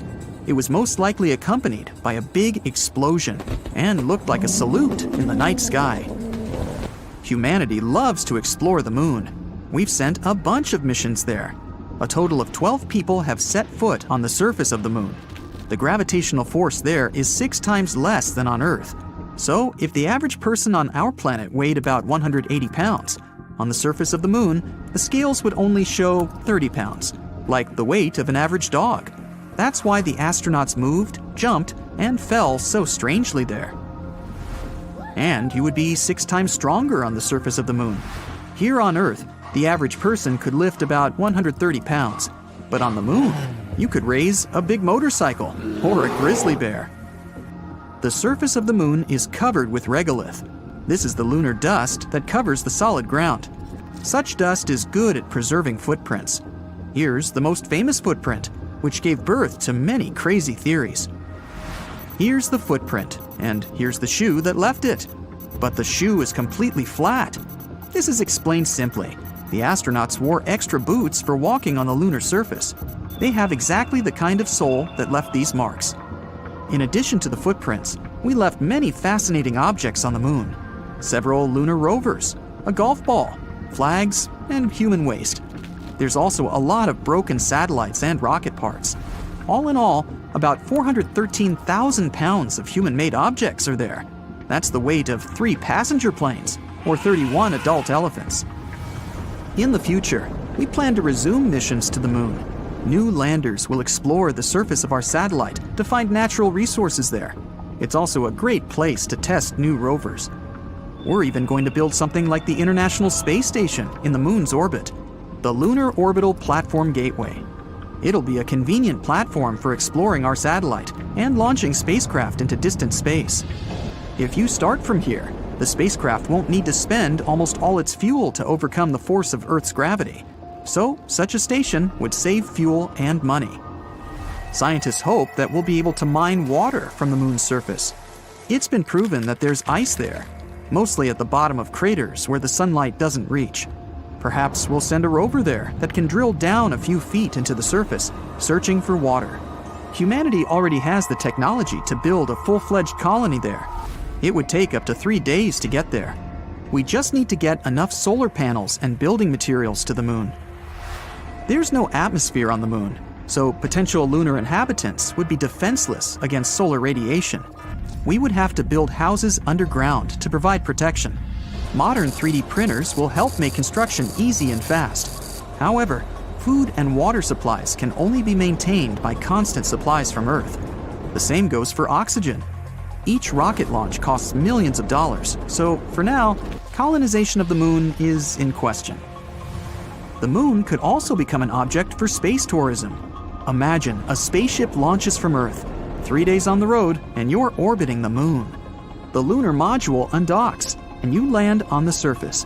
You ride the rover, explore the craters, then return to the lander. The engines start, the lander returns you to orbit. You dock with the ship and return to Earth. Sounds like some pretty great plans for a week's vacation. Now, in the unfortunate situation where you may be in danger of having a run-in with one of the many dangerous animals, the last thing you want to worry about is not being able to see them. Let's take a look at some of these sneaky hunters who have mastered the art of camouflage. You know what an anagram of the word sneaky is? Try snaky. Yup, snakes definitely have the ability to bite you before you even know there's one nearby. And wow, do they like to bite us! There's an estimated 4.5 million people bitten by snakes each year. Unfortunately for humans, the snake with the highest venom yield, which is the amount of venom held in the venom glands at a time, is also an expert in discreetness. Allow me to introduce you to the gaboon viper. Nope, stay back. This species of snake can be found in the subtropical forests and savannas of Western Africa, including the Ivory Coast, Ghana, Guinea, Liberia, Sierra Leone, and Togo. That's a lot of snakes. They typically grow to a length of about 4 to 6 feet and can weigh from 20 to 25 pounds. This makes it one of the largest and heaviest vipers. And I'm not just saying this for dramatic effect, but the species also has the largest fangs of any venomous snake. They often measure 2 inches long or more and fold up against the roof of the snake's mouth when not in use. Have I made the gaboon viper sound terrifying? If I'm yet to do so, now might be a good time to let you know that the creature has enlarged scales on its nose that look like a pair of horns, just to go along with its wide triangular head and vertical slit pupils. Ooh. As an ambush animal, the creature likes to make the most of its brownish-gray mottled scales. The Bitis gabonica, its real scientific name and not a joke, is a nocturnal hunter and will lie perfectly still underneath leaves or plants on the forest floor and wait for its prey to pass by before striking. The snake is carnivorous. Its diet mostly includes rodents, birds, frogs, and lizards. Yum! Its hunting ability greatly benefits from this knack to blend in seamlessly with its surroundings. This even makes them capable of taking down larger animals, such as mongooses and hares. Needless to say that if you do manage to spot a gaboon viper while strolling around Western Africa, there are only 2 things you need to think about. The first thing, don't pet it. Actually, run away from it. Although slow-moving and sluggish, these snakes do have one of the fastest bite strikes around, and their head can move between 175 and 200 miles per hour during an attack. Oh, and the second thing is that maybe you should hire someone to walk ahead of you, just in case.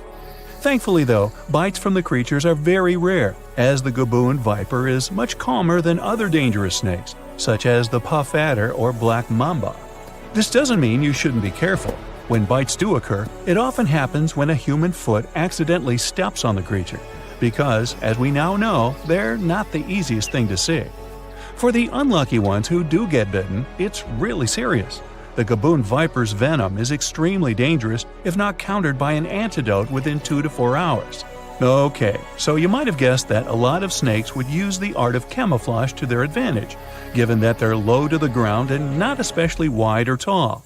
Why don't we look at a bigger creature that you may think you have no trouble spotting? Speaking of spots, how about a leopard? Leopards are found in many parts of the world across Africa, parts of the Middle East, and Asia, including China, India, and eastern Russia. On average, they can weigh anywhere between 110 and 200 pounds and be as long as 7 feet, excluding their 3-foot-long tail. Typically yellow in color on top and white on the bottom, leopards have dark spots arranged in what looks like rosettes all over their body.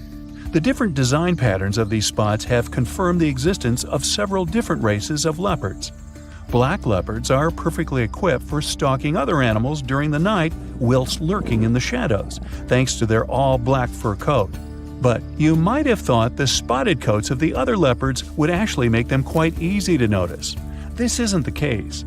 In environments where there are lots of light and dark patches of different sizes and shapes, it helps to have a lot of spots, splotches, or stripes. Just think about the sun-dappled areas of the African outback and how the animal could use them to their advantage.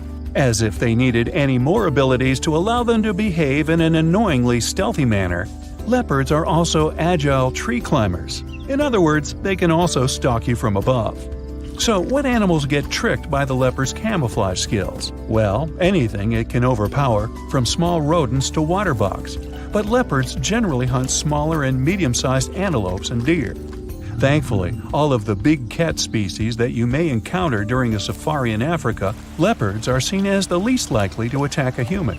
Most instances of dangerous encounters between leopards and humans happen when the animal is weakened and unable to hunt. so it has to take whatever it can get. It doesn't mean that you shouldn't keep your eyes open, really open, given their ability to hide if you're in an area known to house leopards. No point trying to run away from an animal that can reach a speed of up to 35 miles per hour.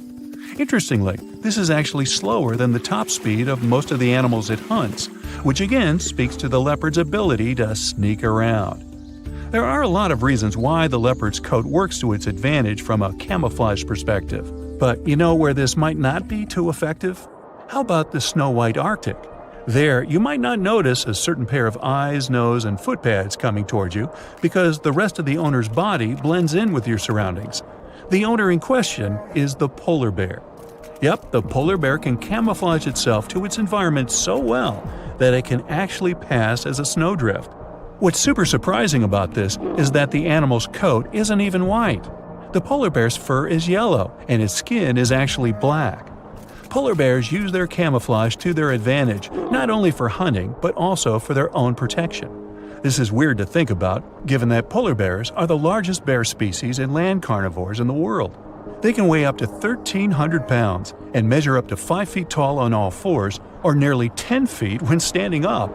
Despite being hard to spot because of their fur, it's the art of patience that polar bears prefer to use when seeking out food.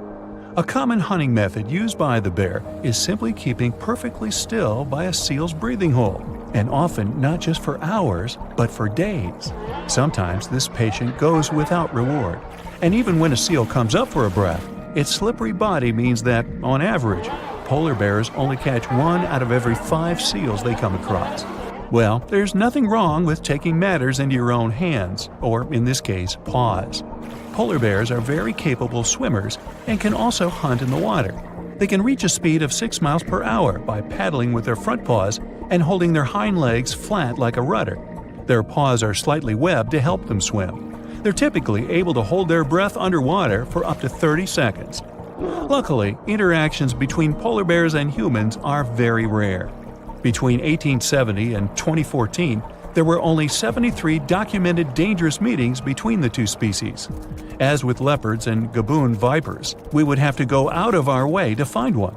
The problem is that there's a good chance they'll find us first if we do. Some creatures don't even use the art of camouflage. They're just so small that you can't see them. This is the case with a species of jellyfish known as the common kingslayer or mallow-kingi. This creature typically grows up to 1.25 inches in size. You can compare it to the size of a human thumbnail. Imagine being underneath the ocean and trying to spot something that small. The common kingslayer has 4 tentacles surrounded by tissue that resembles a halo. You can find this jellyfish mostly in Australian waters. The creature actually got its name from an unfortunate encounter with an American tourist named Robert King, who was visiting Australia, went swimming, and got slayed, I guess. Whilst you might think that jellyfish just float around aimlessly in the ocean all day, most of them are actually active hunters, and the kingslayer is no different. This creature even has eyes equipped with lenses, corneas, and retinas. They allow the jellyfish to see actual images rather than just tell the difference between areas of light and dark. Despite being so small, the kingslayer is extremely venomous, as the poor Mr. King found out. Upon contact, it shoots its venom into other animals' bloodstream via its dart-like stinging cells located inside the tentacles. Thankfully, the kingslayer isn't seeking out interaction with people. However, an estimated 150 million people are stung by all kinds of jellyfish every year, so it's best to be on the lookout whenever you're underwater. Ah, beautiful. You're walking with your friend and look up at the sky. The sun looks a bit different today. Like it has some kind of ring around it. A rainbow type thing. Huh. Look at that. Your friend pulls his head up out of his phone. You shouldn't look directly at the... Stop everything, he says. It's a sun halo. We need to find shelter now, unless you have the world's biggest umbrella on you. A sun halo is nature's sign that there's a snow or rainstorm on its way. It's caused by clouds that are made of bazillions of small ice crystals. Sunlight goes through those crystals, which causes the light to split and refract, like when there's a rainbow. Now, don't look at the sun halo directly. It's going to be tempting because it's not something you see every day. Plus, it's really beautiful. But ultraviolet light can burn the exposed tissue of your retina and cause serious damage, so it's not worth it. Grab some sunglasses and you're good to go. This phenomenon lasts around 40 minutes. These clouds are the same ones that can cause a spooky ring around the moon at night sometimes. In June 2020, what the people were looking at was an anvil cloud, a rare storm formation in the sky. Formed when strong air currents carry water vapor upwards, the air expands and spreads out as it hits the bottom of the stratosphere. It pushes the dense cloud into the cool anvil shape you see, and sometimes it even gets to be a mushroom. Anvil clouds produce some of the most dangerous lightning of all storms, one that's called a bolt out of the blue. This lightning strike seems to magically come out of the blue sky, with the storm being many miles away. This type of bolt comes from the top of the anvil and can be 10 times more powerful than a typical lightning strike. People got so frightened after witnessing a giant cloud that they thought something terrible must have happened. The locals had pictures of the large billow on social media before officials could explain what was going on. Authorities managed to calm everyone's fears by informing them it was nothing more than a natural phenomenon, and a beautiful one at that. Before dissipating, these clouds typically stay in one area, regardless of how strong the wind is. If you look off the western coast of France, you'll see the Isle of Ré. Thanks to its beautiful blue waters, clean sandy beaches, and stunning lighthouses, this place is a very popular vacation spot. But perhaps the coolest part about the island of Ré is what you see just beyond the shore: square waves. This strange wave pattern looks like a giant chessboard over the ocean. Many visitors to the island become captivated by these waves and go to high up places like nearby lighthouses to take pictures of this natural phenomenon. They say that when looking down at these square patterns in the water, it's almost as if there's some sort of metal grid underneath it. And while these wave patterns are truly fascinating, the people who choose to enjoy them from afar are doing it right. They know to stay out of the water. To understand how these square waves come to be, it's important to know how waves occur in the first place. Generally, waves can travel many miles over the surface of the water, depending on local winds and weather. And even on days when the weather seems somewhat calm, storms located elsewhere can send in crashing waves that affect the surrounding calm waters. When waves travel onto the shores of distant lands, they're called swells. This is different from a wave that occurs from local wind. When two different swells coming from opposite directions meet, it's known as a cross sea. This is what generates these square waves you see near the Isle of Ré. While these waves are one of the reasons why people flock to this island, they can still expect to enjoy calm, relaxing waters most of the time. The cross sea only occurs during certain times of the year in specific weather. Plus, it's common knowledge around Ré to steer clear of the ocean when these square waves appear. So it's not often that you hear about anyone getting caught in them, because most people know better. And since a lot of people on the island are tourists, there are plenty of signs around warning them to get out of the water during this time. However, not everyone gets the memo. There have been a handful of cases where people got caught in the cross sea, but thankfully and luckily, they managed to get out safely. These square waves have become somewhat famous over time, given that there's really no other place in the world that boasts a cross sea like this one. In fact, no one has ever spotted square waves anywhere but the island of Ré. However, there are swells that can be found throughout the oceans in the world, and a cross sea can take place. But if the angle they approach each other at is more shallow, the wave may actually look like it's coming from the same direction, even when it's not. Not to mention, swells can slowly lose momentum as they drift further and further away, so their crest, or the top of the wave, appears more round and less jagged. The island of Ré's specific wind and weather patterns are literally the perfect storm and create a cross sea that people can clearly recognize. It's 2009 in Italy. A man was hanging out in his kitchen. Then he saw some flickering lights. He knew just what to do. He moved his family to a safe place.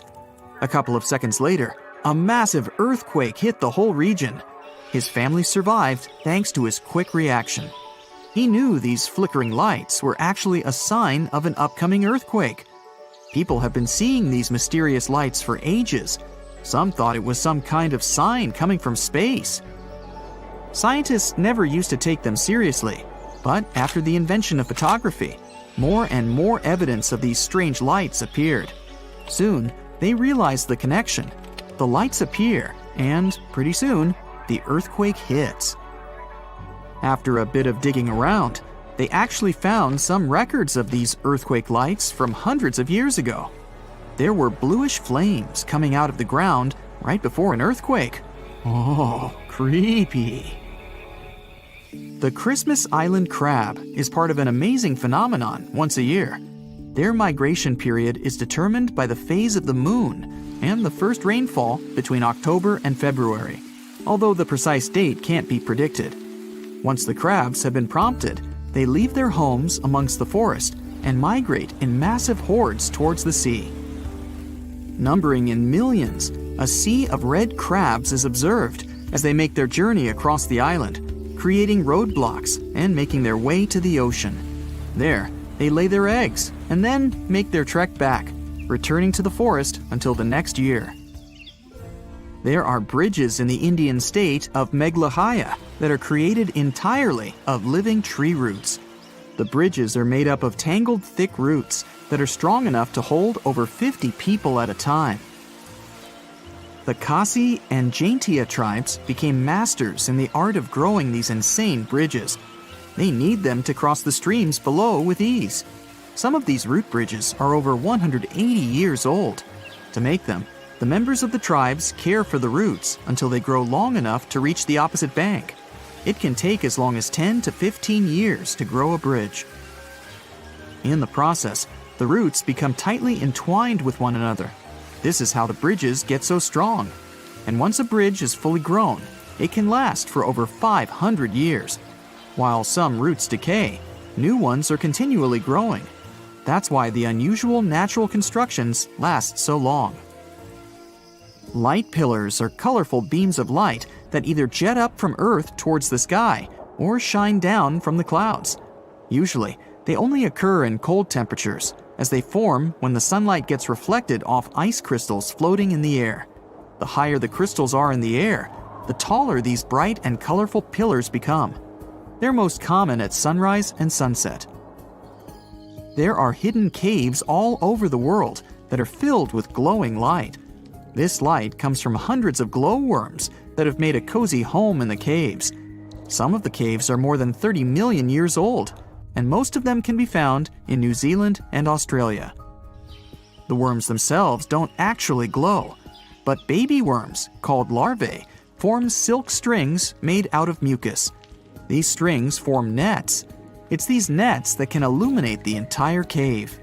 Their purpose is to attract flies and other tasty insects for the glowworms to munch on. Rainbow trees are 100% a real thing. Hailing from the Philippines and Indonesia, these colorful wonders are called rainbow eucalyptus, or rainbow gum. The rainbow hues are created by the contrast in colors of old and new bark. As the thin surface layers of bark peel away, they reveal newer ones with brighter, more eye-catching colors. The brand new bark is green. Then it changes to purple, then red, and finally brown. This is because the trees contain a substance called chlorophyll. It makes the bark green. As each strip of bark ages, it loses chlorophyll and slowly changes its color. The moon, our little companion, our only friend in the big, dark, cold space.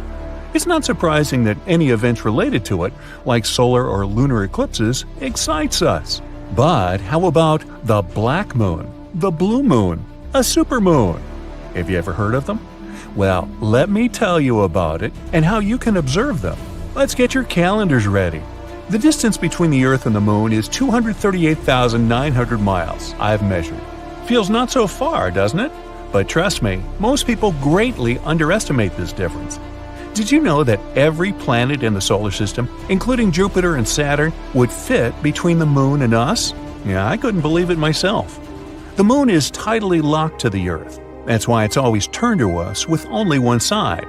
There are a few phases in a lunar cycle. The new moon is the first phase. The sun illuminates the unseen side of our satellite, so we can't see the moon. It's almost invisible in the sky. The rising moon is the gradual growth of the light part. The full moon is the phase during which the sun completely illuminates the visible side. The descending moon is a gradual waning of the light part. And finally, another new moon, and the whole cycle starts again. There are 29.5 days in a lunar cycle, so it takes around a month if we're not talking about February. But why am I telling you all this? So you can better understand Black Moon, a rare astronomical event that happens once every 29 months or 2.5 years. This term doesn't exist in astronomy, as it was made up by astrologers. It's unofficial and has several meanings. Black moon may mean the second new moon in a month. Usually there's only one new moon per month, so having two is a rare phenomenon. It's caused by a slight discrepancy between the lunar cycle and the Earth's annual one, something like leap years. Black moon can also mean something else. For example, usually there are only 3 new moons per one season. Basically, one new moon every 30 days. However, if there are 4, the black moon means the third one. There are also some less popular meanings. For example, that's what people call February without a new or full moon. This happens about once every 19 years. But what's so special about it? The satellite is wholly hidden in the sky during a regular new moon. But during a black moon, you'll be able to see its dark silhouette. You'll have to choose a good place without city lights.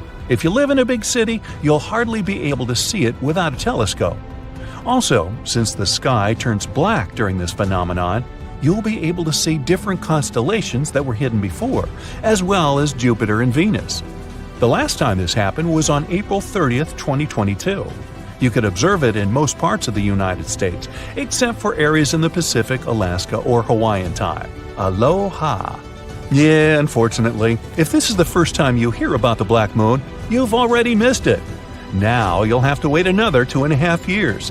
The next black moon will happen in September 2024 by standard definition and May 19, 2023 by seasonal definition. But hey, don't worry.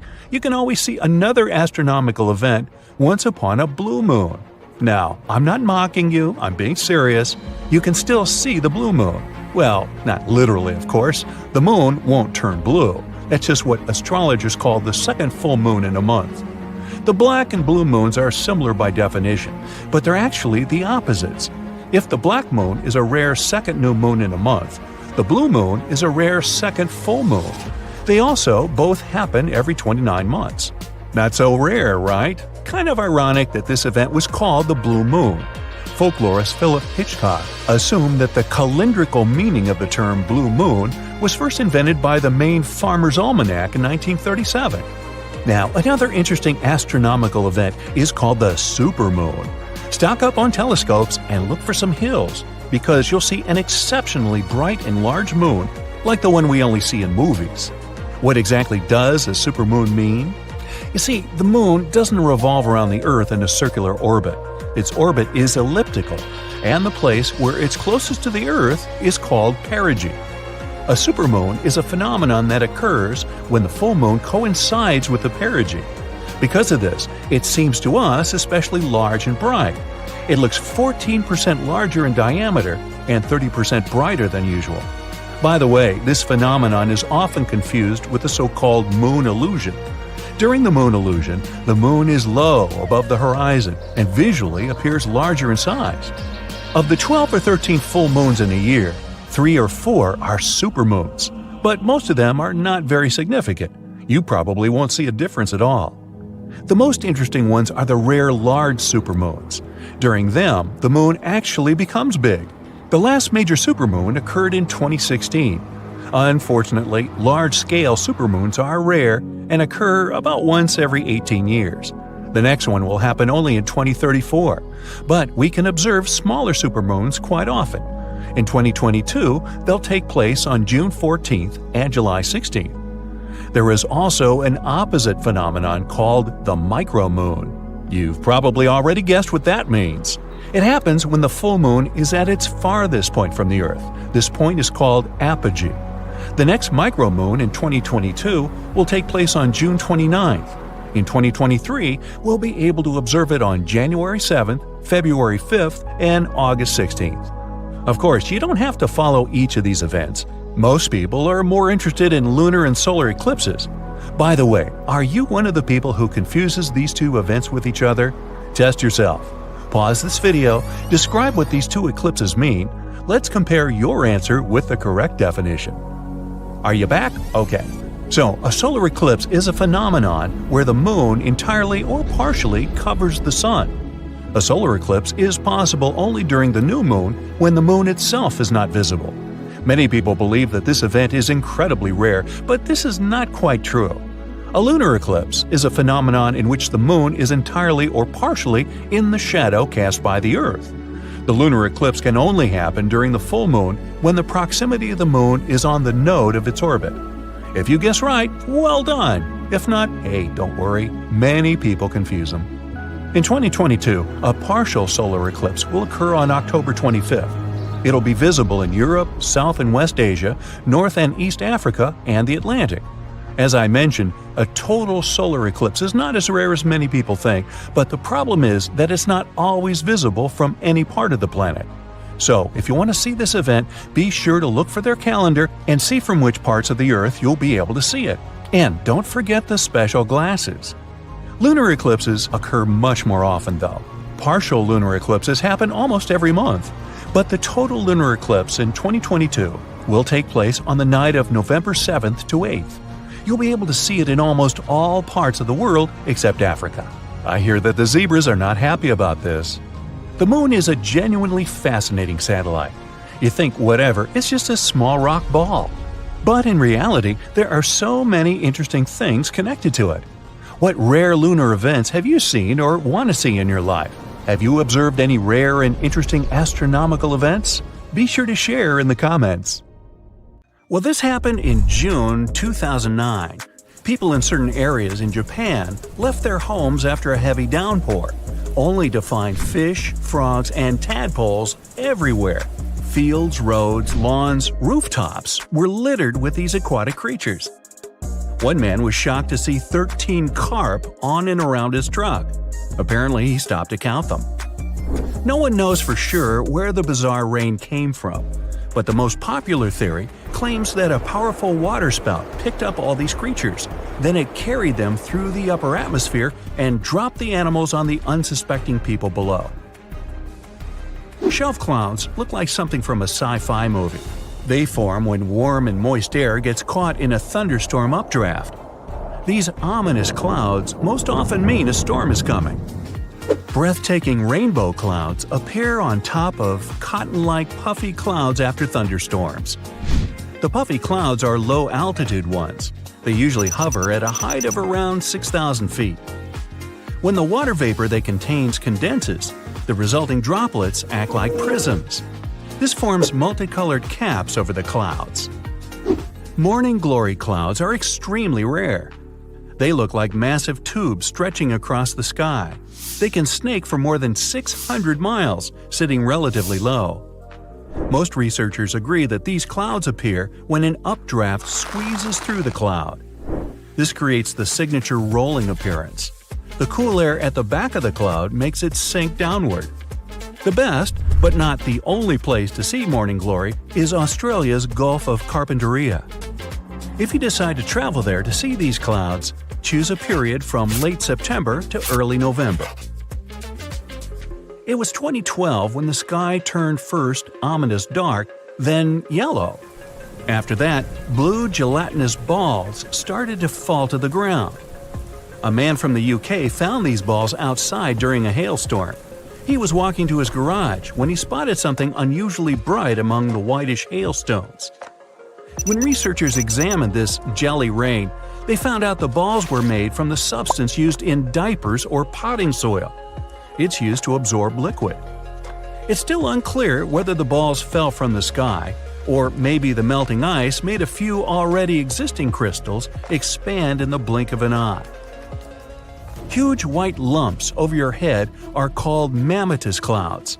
They can make you believe the sky is falling. Most clouds form when the air rises into the atmosphere, but not mammotus ones. They appear when moist and cool air goes down and mixes with dry air. The result? Unique puffed rice clouds. By the way, if you spot this phenomenon, bad weather is just around the corner. Whoa, mama! Colorful nacreous clouds occur extremely high in the atmosphere. I mean, twice as high as a commercial airplane's cruising altitude. The air at such heights is extremely dry and cold. Ice crystals in nacreous clouds are much smaller than those that form more common clouds. They scatter light in a different way, and this gives the clouds their mother-of-pearl appearance. Blood rain looks more terrifying than any horror movie. But in reality, there's nothing strange or unnatural about this weather phenomenon. People have known about such scarlet-tinted rains since the time of ancient Rome. Sometimes powerful winds lift red dust into the atmosphere and carry it far, far away to another galaxy. In the end, this dust gets mixed with clouds, which colors the rain. By the way, dust from coal mines can make the rain black. Pollen is responsible for yellow rains, and some other kinds of dust can turn the rainwater white. In Australia, it sometimes rains spiders. That's because these creatures can balloon. That's a highly unusual way of traveling. A spider climbs to the very top of a tall tree or shrub, and then it spins several strands of silk. These strands help the spider to be carried away by the wind. It's not easy to spot ballooning, but sometimes, if the weather is especially damp and unpleasant, mass ballooning happens, and then you can't help but pay attention. Millions of spiders set off on a journey to find another place with better conditions. It may seem like it's snowing outside, but no, those are spiders drifting down to the ground. Ever see huge round disks in the sky? Most likely, those were lenticular clouds. They usually form over large and high places like mountains or hills. When strong winds bump into some barrier, this creates an air wave.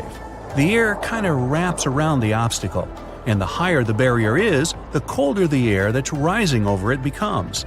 At some point, the moisture it contains turns into water droplets, and they form the unusual clouds. Lenticular clouds can look like waves, a pizza, or even a stack of pancakes. How yummy! Volcanic tornadoes are possibly one of the most terrifying natural phenomena. When a volcano erupts, it spews red-hot rock and ash high into the air. As for solid lava pieces and hot gases, they travel down the volcano slope. When this flow moves down, some of the trapped gases begin to rise and spin at the same time.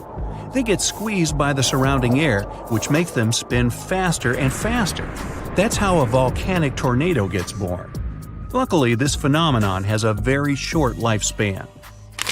On March 19, 2018, the inhabitants of Alabama had to run for their lives. Otherwise, they would have been hit by huge chunks of ice falling from the sky. It was the infamous hailstorm that caused millions of dollars worth of damage. After the hailstorm, the area looked gloomy. Broken shop windows, smashed car windshields, busted billboards, holes in the roofs.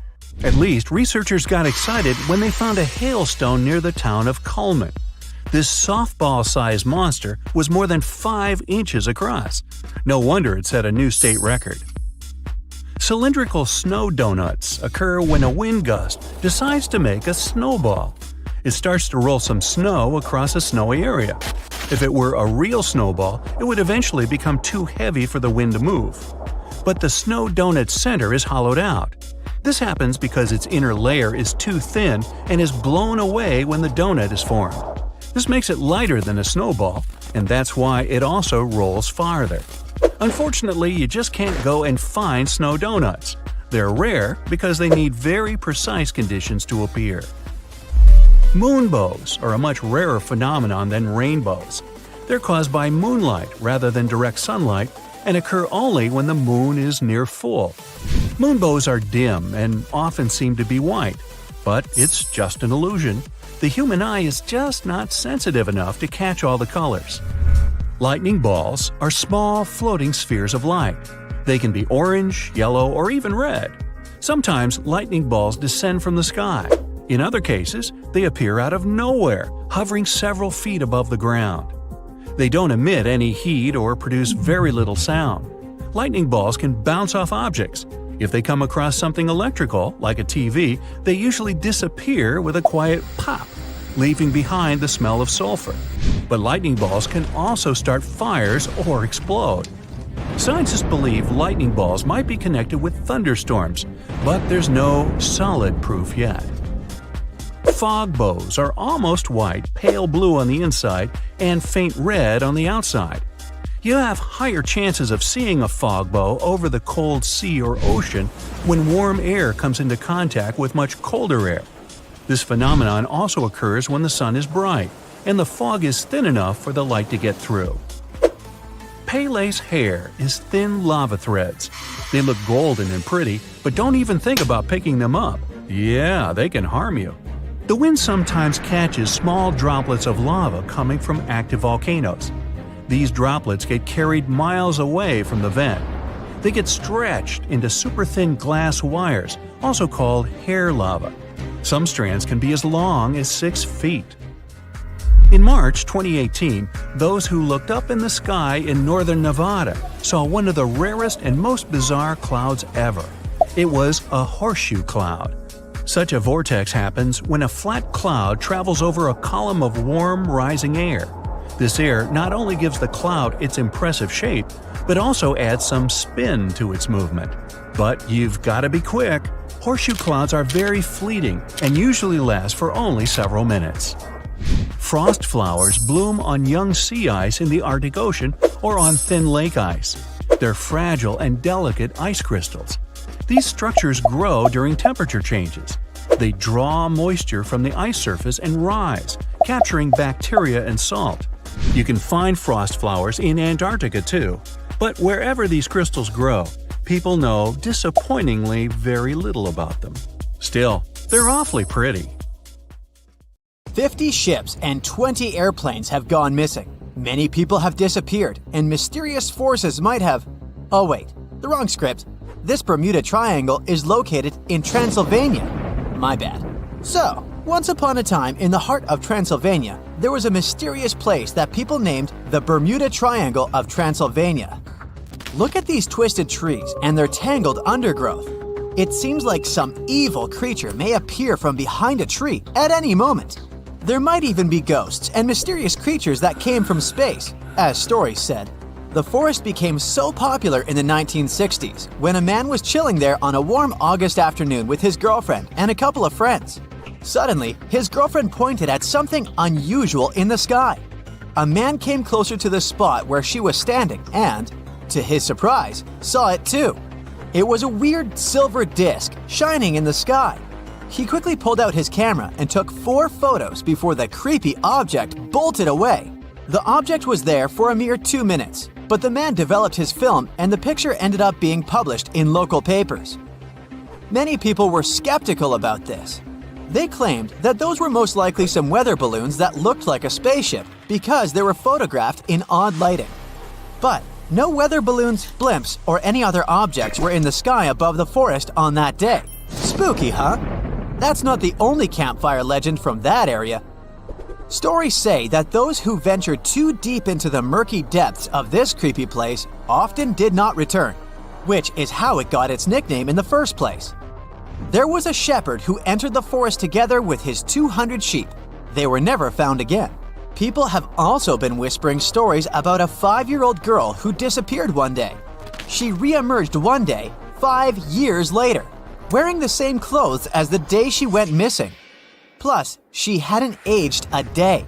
There are people who entered the forest and did manage to return, but with severe burns, high fever, and some other health issues they didn't have before.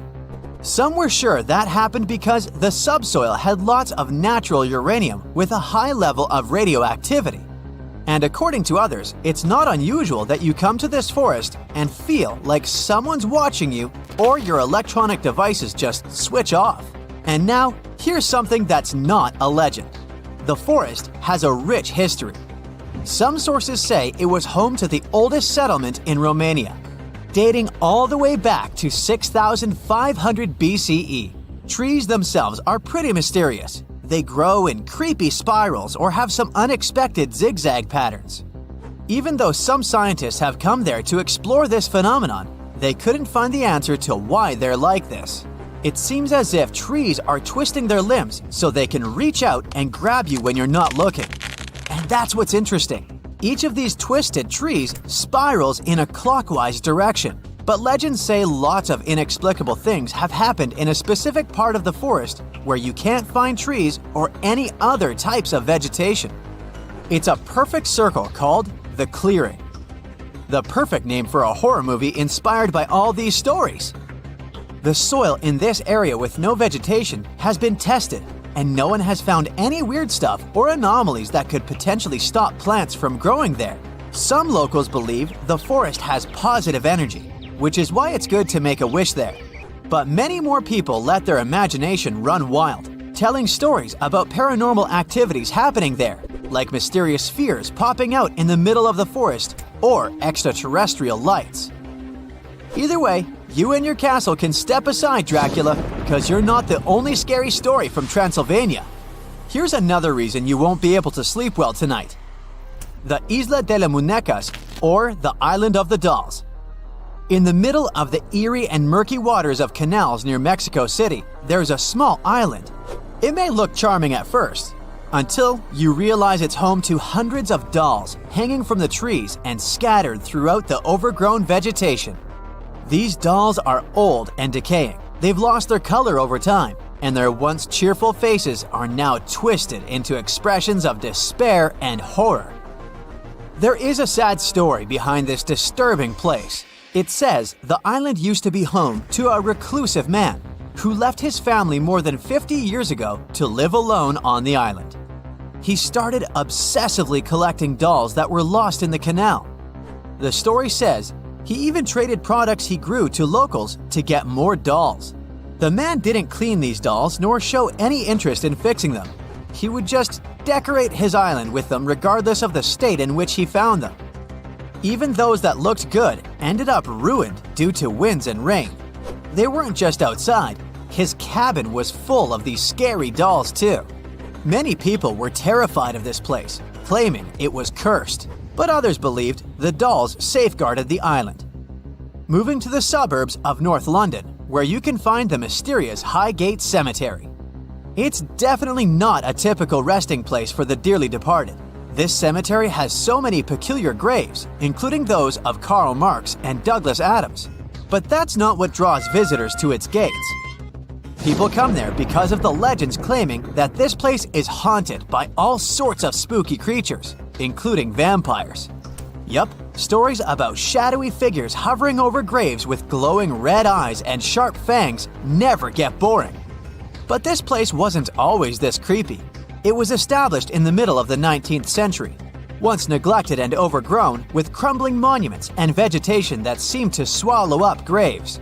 But these legends became popular along with the place itself in the 1970s, after the cemetery had appeared in several horror movies.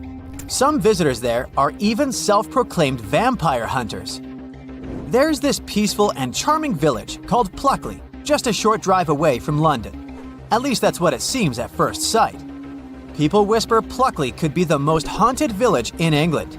As you go through its winding streets, you'll come across many spots legends say are haunted. Many of them are connected to the Daring family, which held the title of Lords of the Manor for over 4 centuries. What gives the sense of old times is the round-topped windows on many buildings. Legend has it, hundreds of years ago, Lord Daring escaped when his enemies captured him. He jumped through one of these windows head first. In commemoration of this pretty daring act, every window in the manor house and the village was made in the same style. Even though the manor house burned down in 1951, the legacy of Lord Daring's escape lives on in the charming village of Pluckley. Some say Pluckley is surrounded by the so-called Screaming Wood. There are many legends about paranormal events that have occurred there.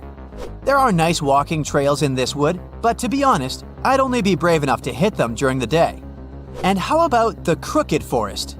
It's in Poland, and it consists of 400 pine trees whose trunks take a sharp 90-degree turn and then become weirdly curved, like the letter J. Someone planted them in the early 1930s, but it's still not completely clear how all these trees got the same curve. One scientist said this looked like a typical response to gravity.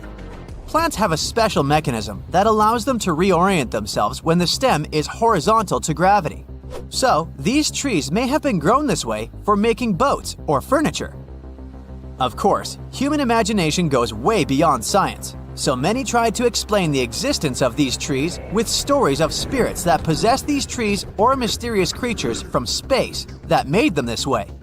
Okay, I'm on. Let me just grab my popcorn. Hello, distinguished guests, and welcome to Aquarium Bright. Here, you will get to see the most dangerous sea and ocean creatures. But don't let what I said mislead you. It's very well possible for you to come across one of these underwater animals during a walk on the beach. So, take a look at them carefully now, and you might just avoid a disaster. Is it fish or is it stone? What you're looking at is commonly known as the stonefish, but its fancier names include the dornorn and the sinancia. If you're into diving and observing the underwater, you might already have come across one without noticing.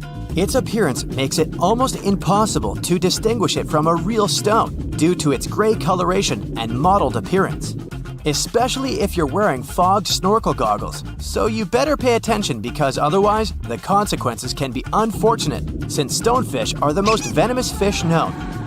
Although some types of stonefishes are known to live in rivers, and most of them are found in coral reefs near the tropical Pacific and Indian Oceans. Their needle-like dorsal fin spines stick up when they're disturbed or threatened and inject the poison they contain. The most common reason why stonefish stings occur is swimmers stepping on them without realizing it. However, you don't need to be in the water to get stung. Since they can survive out of the water for up to 24 hours, you'll have to watch where you step when you're at the beach as well. Those who got stung by stonefish describe their experience to be extremely distressing.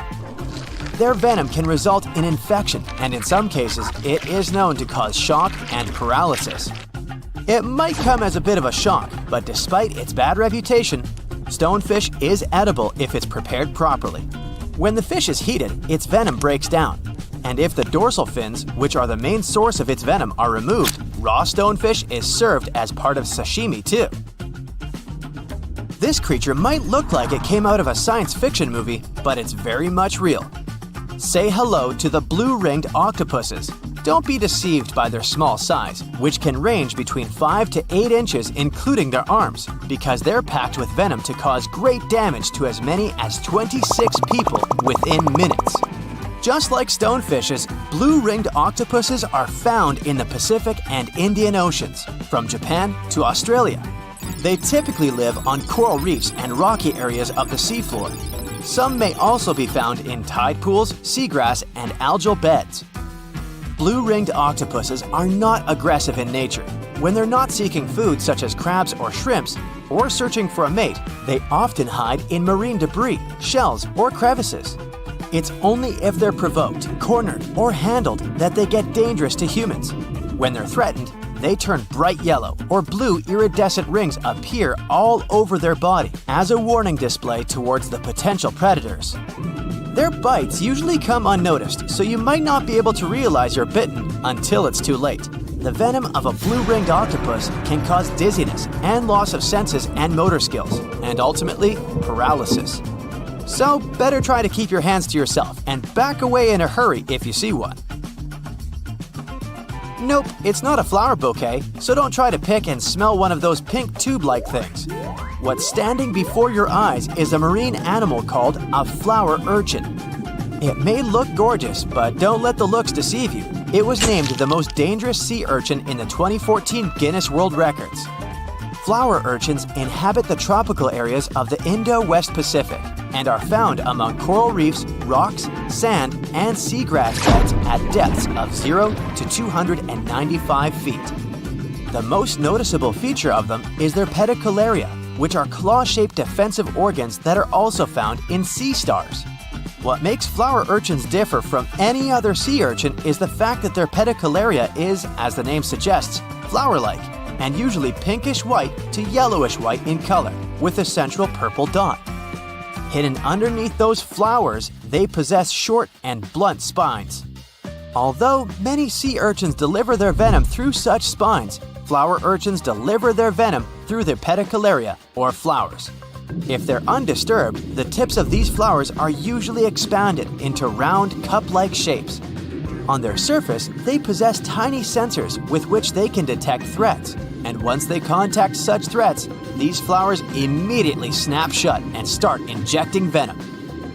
What's weird is that the little claws of the flowers can sometimes break off from their stalks, stick to the point of contact, and continue injecting venom for hours into whoever touched it. Yeesh! Looks like a giant puddle of melted strawberry ice cream, right? You wish.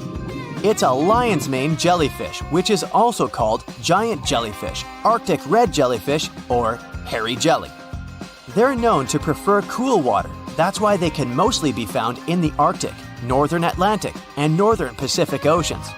But it's possible to spot them around the British Isles or in the Scandinavian waters too. Lion's mane jellyfish are one of the largest known species of jellyfish. They get their name from their long, flowing hair-like tentacles and can reach lengths up to 10 feet. And although the average bell diameter of a lion's mane jellyfish is around 20 inches, they can sometimes attain a diameter of over 7 feet. The largest lion's mane jellyfish recorded was seen in 1865 off the coast of Massachusetts. It was measured to have tentacles around 125 feet long and a diameter of 7 feet. To help you picture it, this is longer than a blue whale. Lion's mane jellyfish hunt by extending their tentacles outward and creating a trap to catch their food. Since they have around 1,200 stinging tentacles, the fish would have to be extremely lucky to be able to escape them. The sting of a lion's mane jellyfish is usually not life-threatening, but you would still want to avoid swimming into its tentacles because it can be very painful to humans. And if you see one washed up on the beach, better not touch it because it can still deliver a sting long after they've been on the shore. Fun fact, the lion's mane jellyfish appears in the Sherlock Holmes story, The Adventure of the Lion's Mane, as a suspect. But don't worry, we won't give you any spoilers. The last marine animal you're seeing now is a sea snake, and yes, they are different from eels. There are 69 identified species of sea snakes. Most of them can be found in the tropical and subtropical waters of the Indian and Pacific Oceans, and they have been around for millions of years.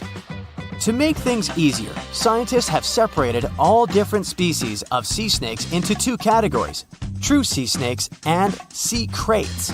Whereas true sea snakes spend almost all their time at sea, sea kraits can spend some time on land as well. If you see a snake on the beach, you can tell whether it's a land or sea snake by looking at its tail. If it's paddle-like, then that's a sea snake you got there, but make sure to keep your distance in both cases. All sea snakes need to surface regularly to breathe since they have no gills. That's why you can come across one while swimming. If that happens, you better swim away as fast as you can because most sea snakes have more venom than the average cobra or rattlesnake. However, since they only attack if provoked, bites are quite rare. One more cool fact about sea snakes: they are the only reptiles to give birth in the oceans. The majority of sea snakes keep the eggs within themselves and give birth to nearly fully formed snakes while swimming. That's except for the yellow-lipped sea krait though. They come onto land to lay eggs of their little ones. Remember the stonefish from the beginning of our tour? They're hunted by sea snakes. Blame the food chain. This spiky tree knows how to shoot, so you better stay away from it. It's called a sandbox tree, and you can find it in Amazonia. Initially, its seeds are formed in the shape of a small pumpkin. As time goes by, they harden and mature. But here comes the fun part. Just as they reach peak maturity, the seeds pop and shoot out at a speed of 150 miles per hour. They can even reach distances of 60 feet. That's what makes it so risky to be in their way during the blast process. Not to mention the seeds are poisonous too. Sure, some trees don't grow completely upright, but a tree that's altogether bent, with its branches even touching the ground, is a sight not to be missed. Such a tree, called the El Árbol de la Sabina, grows in Spain. Its shape depends on the wind, as the tree bends in its direction. As a result, not only does it often have a weird shape, but it can also change it completely during different times of the year. This flexible tree can reach more than 26 feet in height and tends to grow in the most improbable of locations, like on rocks. Now, how about a tree that's as old as dinosaurs? Discovered in 1994, the Wollemi pine tree species can be seen in the Blue Mountains of Sydney, Australia. It dates back to over 200 million years, so it's easy to believe dinosaurs might have even roamed around it.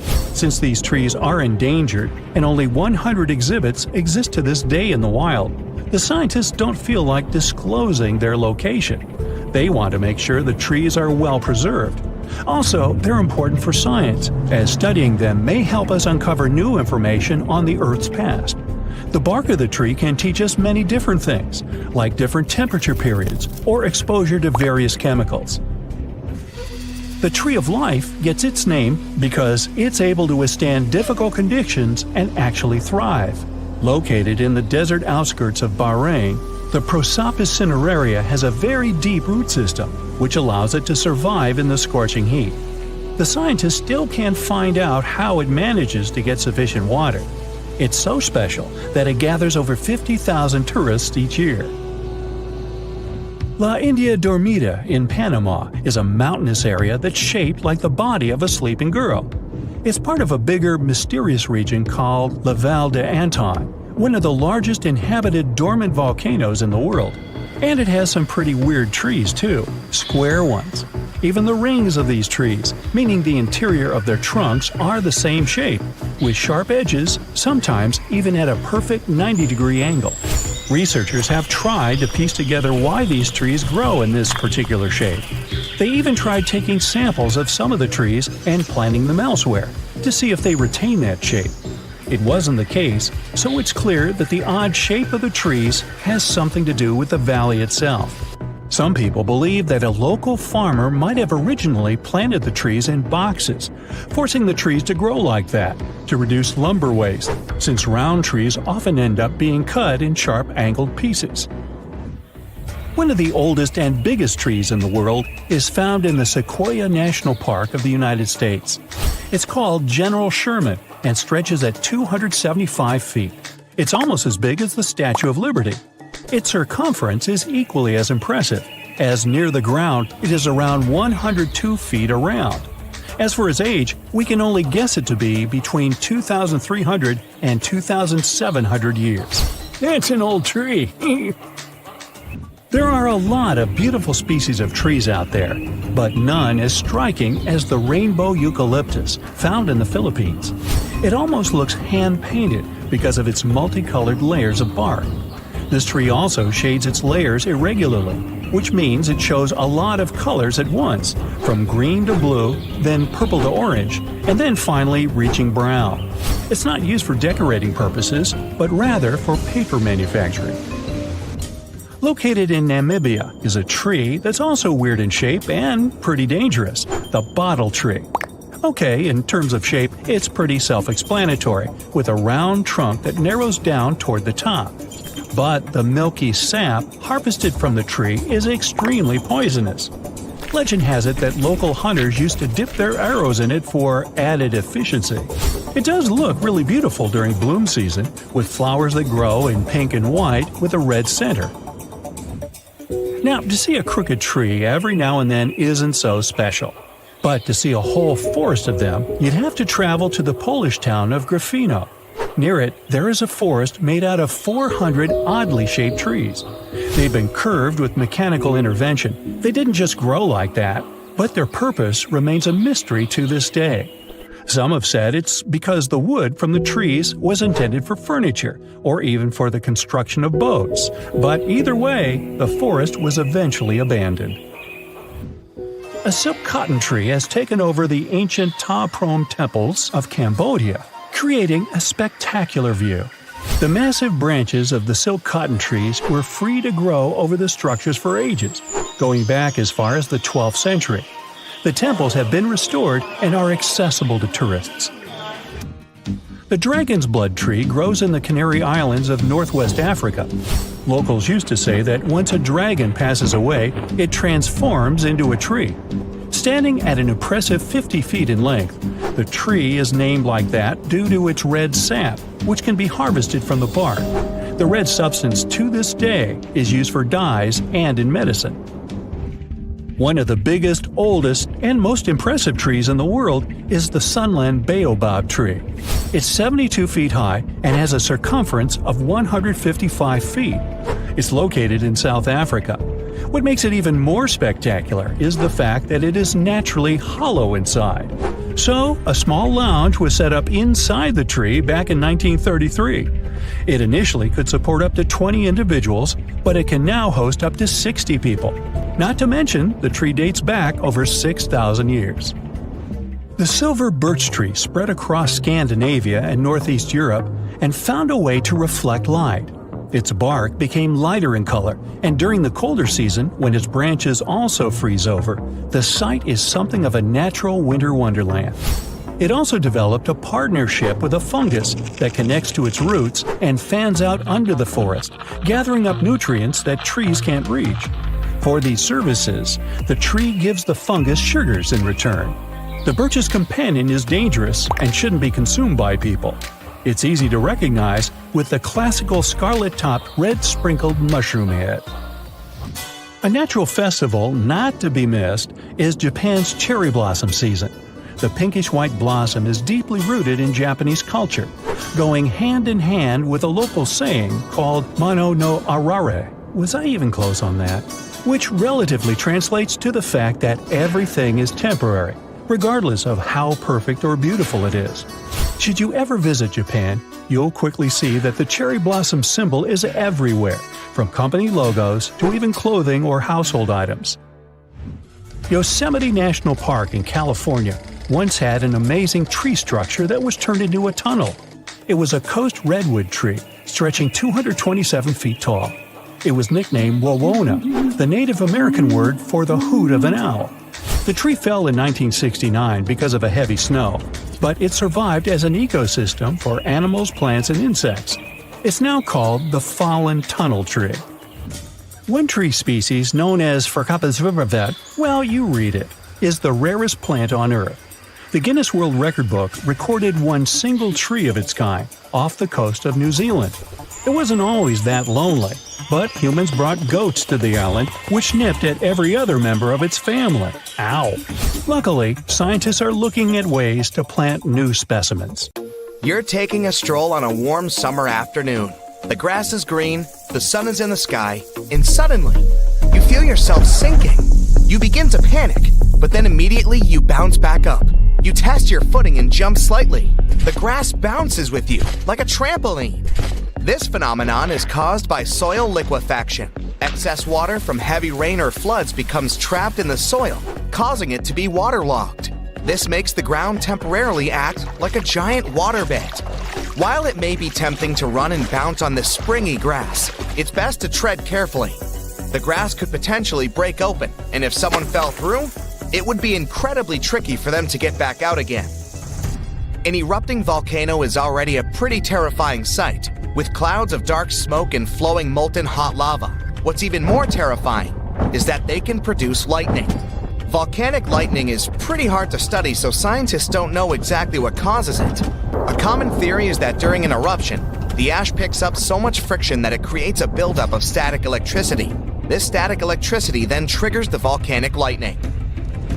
A fire whirl, or fire tornado, is exactly what it sounds like. They occur when ground winds pick up flames and escalate the embers into a whirling force. These spinning columns of fire can reach up to 1,000 feet tall, but luckily, they only last for a couple of minutes. Fire tornadoes are pretty rare, but they can be extremely dangerous. In Tokyo in 1923, a large citywide fire produced a gigantic fire tornado. The tornado lasted 15 minutes and devastated the city, causing significant damage and leaving 38,000 people injured. On a cold and cloudless winter night, you might have been lucky enough to witness colorful beams of blue and orange light reaching up towards the sky. These are called light pillars. They occur when light is reflected from tiny ice crystals that float about in the atmosphere. These pillars are more common in cold, northern countries like Canada or Russia. We've all seen the colorful rainbow arches that the sun produces. It's much rarer to see a rainbow light up in the sky, produced by the moon. This is called a moonbow. It's bright and colorful like a rainbow and occurs when moonlight reflects off water droplets in the sky. Moonbows are incredibly rare and can only occur in specific conditions. The moon must be very low, the sky has to be dark, and rain must fall directly opposite from the moon to create this lunar rainbow. If you're taking a moonlit stroll along the beach at night, you might come across the strange phenomena of a bioluminescent beach. This occurs when a microorganism in the water called plankton are agitated by the movement of the waves and give off a bright blue color. These microorganisms tend to live in warmer waters, so you can find these luminescent beaches in places like the Maldives, Puerto Rico, and even Florida. In Antarctica, you'll find the famous Blood Falls. Blood red colored water pours out of the Taylor Glacier from an underground lake. Scientists originally believed that the striking color was caused by a microorganism similar to the luminescent beach's glowing plankton. But after further studies, it was discovered that the water has abnormally high levels of iron that oxidize and turn to rust the second they hit fresh air. In colder climates where lakes are frozen all year round, if you look pretty closely beneath the icy waters, you'll notice frozen bubbles trapped in the ice. These are small pockets of methane gas. Bacteria in the water feast on other organisms and digest them to produce methane. The methane turns into floating bubbles in the frozen water, trapped beneath layers of ice. Asperatus clouds are one of the rarest events in nature. This cloud formation consists of incredibly dark and storm-like waves of clouds. Although these clouds appear ominous and look like they carry a heavy storm, they usually dissipate without ever affecting the weather. These clouds most commonly appear in the Great Plains of the United States, but they haven't been observed since 2009. Despite being a famously harsh climate, the desert can produce some beautiful things, like desert roses. These are intricate rose-like formations of crystal clusters. The intense switch between dry and wet conditions forms the crystals and traps grains of sand within them to give them their signature color. From afar, you could easily mistake a waterspout as a large tornado traveling over a body of water. In reality, waterspouts are a type of funnel-shaped cloud. They are rotating columns of cloud-filled wind which often take on a darker color.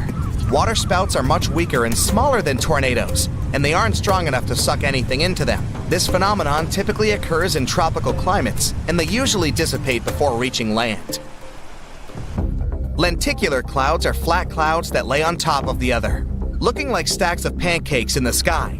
They typically form in high altitudes where geographic features like mountains or tall buildings interrupt the airflow. Because of their unique shape, lenticular clouds have been suggested as an explanation for some UFO sightings.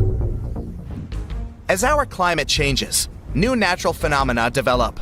One of these is exploding permafrost. The increasing temperature in Arctic zones is causing the permafrost to melt. Just like in frozen lakes, bubbles of methane gas are trapped in the permafrost. As the permafrost begins to melt, the gas is released. This results in large explosions in the ground, which leave behind massive holes. The first case of this was reported in 2013, and several more have been reported since. When you think of icebergs, you usually think of a large chunk of pristine white ice. But in Antarctica, you find icebergs striped with colors of green, blue, yellow, and more. The different colors are caused due to the ice forming in special conditions. Green typically appears when water that is rich in algae freezes. Blue stripes are more often freshly frozen water. Other colors are typically caused by sediments of debris picked up by the water as it freezes. Nacreous clouds are some of the rarest clouds on the planet. They typically occur at high altitudes and are only visible within 2 hours after sunset. The clouds appear beautiful as they display light waves of various colors. But don't be fooled. These clouds are actually a pretty dangerous sight. Nacreous clouds are incredibly destructive to our atmosphere. Their presence encourages the chemical reaction that breaks down our ozone layer. The ozone layer is an essential shield protecting us from the sun's harmful rays. The more depleted it is, the more at risk we are of global warming. The last place you might expect to find a natural fire is in the middle of a waterfall, but it's more common than you think. In upstate New York, in the middle of a small running waterfall, is an eternal flame around 8 inches tall. Beneath the waterfall is a natural gas seep, a low pressure of gas that escapes from underground into the Earth's atmosphere. The small fire is sheltered enough by rocks from the waterfall's spray to stay lit permanently. Typically, green sand isn't what you'd imagine when you think of tropical beaches, but in Hawaii and other volcanic islands around the globe, you'll find beaches covered with dark green sand. This remarkable color is due to the erosion of olivine, a type of rock formed by nearby volcanic eruptions. Over the years, the rock slowly withers into sand and washes onto the shore, resulting in these strange colored beaches. Penitentes are fields of ice spikes, formed in high altitudes. These occur when sunlight beams directly onto ice, turning it into water vapor rather than melting them. The sunbeams vaporize small dimples in the snow surface, resulting in sharp crystal-like formations. The spike can grow as tall as 15 feet. Mammatus clouds are some of the most unusual and distinctive formations of clouds. The clouds can extend over hundreds of miles and appear like the sky has been blanketed with cotton balls. The clouds themselves are harmless, but they often signify that a dangerous storm is nearby. So if you see them, head inside. A green flash sunset is a rare phenomenon that occurs briefly at sunset or sunrise, when the sun is almost entirely out of the sky. In the right conditions, onlookers can witness a distinct green flash, making the sun appear bright green. This is caused by sunlight reflecting off the Earth's atmosphere, causing the light to refract into different colors. The sun appears green, but really, it's just an optical illusion. Salar de Uyuni feels like you're standing on top of a large mirror, but it's actually a salt flat of more than 4,000 square miles. It's located in Bolivia, South America's highest elevated country. This natural mirror is a remnant of prehistoric lakes that had evaporated a long time ago.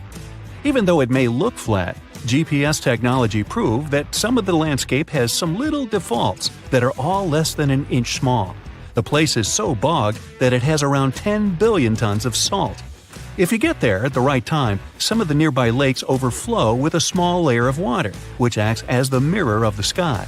Many locals extract salt and lithium from here. Don't forget to pass by the world's first salt hotel when you visit.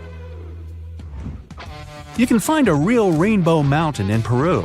Scientists still can't explain it.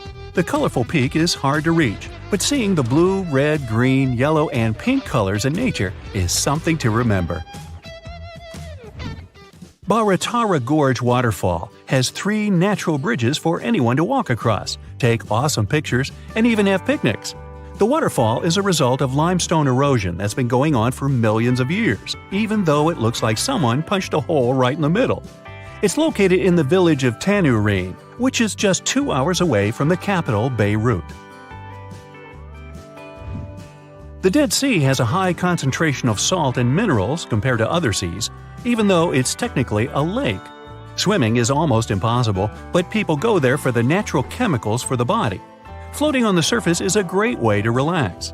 This ancient body of water got its name because no macroscopic organisms can live there, since it's 9.6 times saltier than oceans.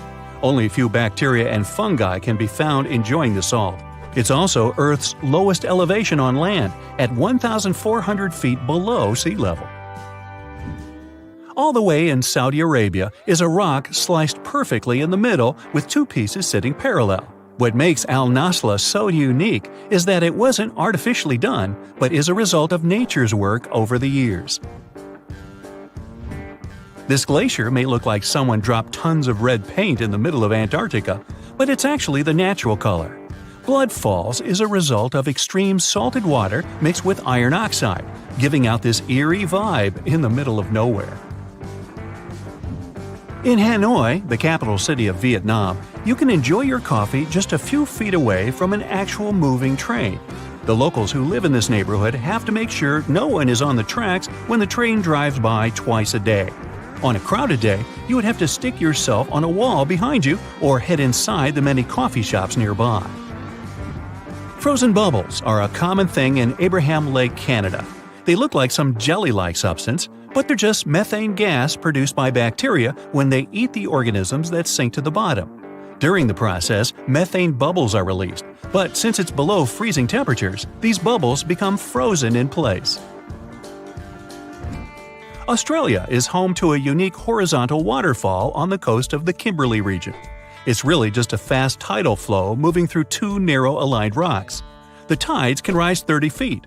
The falls reverse whenever the tide changes. Also down under is the biggest single rock in the world. It's so big that it even looks like a large hill. It has a circumference of 6 miles and is 1,100 feet high. The edges are eroded since the rock has been around forever. Antelope Canyon in Arizona, also known as the place where water runs through rock, has 2 sections of slotted canyons. Throughout the years, the water running through sandstone has created picturesque formations like no other. In the Philippines, you can swim in some of the most crystal clear waters and discover an underwater world below you in the province of Palawan. The municipality of Coron has white sandy beaches with many small boats riding through the many amazing sceneries. Tristan da Cunha is a small volcanic archipelago in the Atlantic with the only neighboring cities of Buenos Aires, Argentina, and Cape Town, South Africa. It takes 7 days by ship to get to this unique place. If you want to escape from the rest of the world, staying with the 280 locals will make you feel like you're away from everything. An island even more isolated than Tristan da Cunha is Pitcairn Island. 1,350 miles off of Tahiti, this place is a mixture of British, Polynesian, and other Pacific Islanders living remotely with the volcanic soil used for crops. The population is around 50 people. The little island is considered to be the second largest marine protected area. If you plan on visiting, be ready for a long sea voyage on a supply ship that hosts 12 passengers. This abandoned fantasy-like railway tunnel in Ukraine is one of the most romantic places you could visit. Walking through leaves and lush green plants feels like you're in a fairy tale. Croatia's Plitvice Lakes National Park is a major tourist attraction and a World Heritage Site with many unique animals and plants teeming around. It looks like an epic movie set with infinite waterfalls flowing from every direction and the clear lakes all around. Lake Baikal, Siberia, is the oldest lake in the world and contains 20% of unfrozen fresh water on Earth. It's also the deepest lake in the world, with a maximum depth of 5,400 feet. It's one of the most diverse places for organisms due to its age and isolation. More than 1,300 species of animals and 570 plants live here. An underground crystal cave exists in Mexico, and it looks like some interstellar world. It's roughly 1,000 feet beneath the surface, with each spike measuring up to 35 feet in length and weighing up to 55 tons. These are some of the largest crystals in the world. Red sand is what makes this beach unique and why tourists flock to Tianjin, China. A red-colored plant called the Suida salsa dwells in the saltwater. The whole beach is covered in red, with only the top layer of the sea visible. Also in China are the Tianzi Mountains, which inspired a famous Hollywood movie. These unique mountains spread across 20 square miles located in the Wuling Yuan area. Millions of years of rock erosion created this amazing beauty. All the way over in sunny California is Sequoia National Park, home to the giant forest. It's been around for thousands of years. More than 8,000 of these colossal trees rule the land, including 10 of the largest living plants in the world. The General Sherman sequoia is estimated to be up to 2,700 years old and is recognized as the world's largest known living tree by volume. Japan's Cat Island has a population of less than 10 people and over 120 cats. The island is located in a remote region and the locals love it. If you're visiting this place, make sure to bring someone who loves cats. Yemen is home to the oldest skyscrapers in the world and the oldest metropolis. The ancient city of Shibam is considered to be the Manhattan of the desert due to the collection of mud buildings popping out of the desert floor. It was used as a caravan stop during ancient times. These mud brick buildings are 7 stories high and were built out of fertile soil, hay, and water that were made into bricks and left to bake under the sun for days. The ground floors were used for keeping livestock and grains, and the upper levels were places for socializing and catching good views. The chemical composition of the ancient hot springs in Pamukkale, Turkey, makes the water pouring over the edge look magical. They're not only good for cleansing your body, but the mind too. The shape and formation of these rocks aren't a result of some human's work. They were created by intense volcanic eruptions. Scientists are still confused why the Giant's Causeway in Ireland is shaped in such a weird way. Socotra is an alien-like island off the coast of Yemen in the Indian Ocean, with one of the most unique trees ever seen. It's called the dragon tree, and it can only be found on this amazing island. In 2008, it was labeled as a World Heritage Site. Black Falls in Iceland gets its name from the dark lava column surrounding it. The base of the waterfall has sharp rocks. The entire structure was the inspiration for Icelandic architecture seen in some of their famous buildings. You feel some rumbling from below. No, it's not your tummy. It's low and ominous. You look up and see strange lights hanging above the ground. They look like shimmering balls of light hovering high up in the sky. Your throat goes dry and you gulp. That's what they call the earthquake lights. This phenomenon is poorly understood, but witnesses say they've seen it in different shapes and sizes. It could be in the form of light balls, sheet lightning, streamers, and a steady glow in the sky. Soon after, a strong earthquake follows. Scientists can't explain why those lights appear, and they don't always do either. Some believe that's a reaction of underground gases released into the atmosphere. Sure enough, an earthquake begins. But lucky you, it's not as strong as you expected. The ground is shaking, but you even manage to keep your balance. It stops as abruptly as it began, and you walk home. On the way home, you see a flash and hear a whip crack. Lightning has struck a lone tree near where you just stood.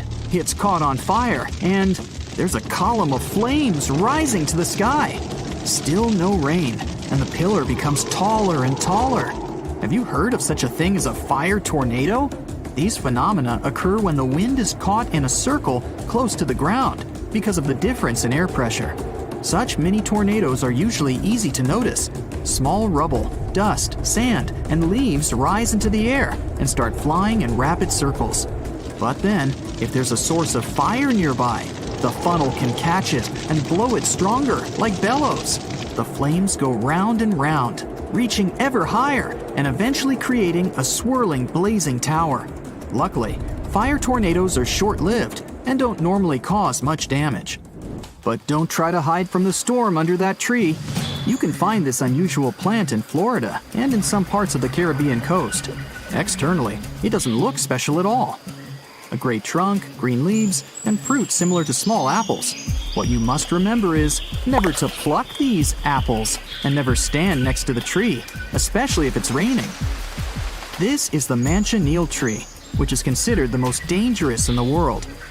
Its trunk, bark, branches, and fruit contain poisonous juice. One drop of this corrosive acidic liquid can harm your skin a lot. The tree can secrete this juice, and if you accidentally touch it, you risk burning your hand. When it rains, water droplets fall on the tree and mix with the poison. Water can also bounce off the bark and get on your skin. That's why you shouldn't stand nearby either. There are almost no other shrubs or mushrooms growing around. Animals avoid these trees, and people don't chop them and don't pluck the fruit. You can't make a bonfire from their branches. Burning wood emits poisonous smoke that can damage your eyes. Locals know this tree well, but tourists and travelers might accidentally get harmed. That's why most manchineel trees are marked with paint or have a warning sign.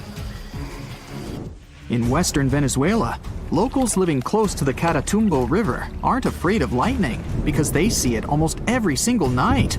It starts at around 7 o'clock and doesn't stop until dawn. The everlasting Catatumbo lightning did once stop for a few months, from January to March 2010.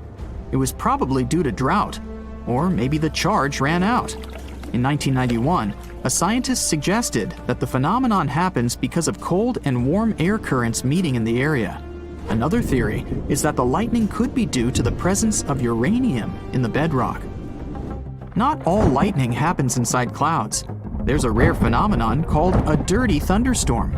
The lightning happens above a volcano. The most famous is in Japan. It erupts almost every day and spits black clouds high into the air.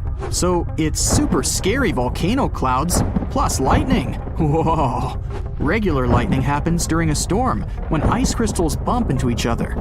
In a dirty thunderstorm, bits of volcanic ash collide, create friction, and spark up the sky.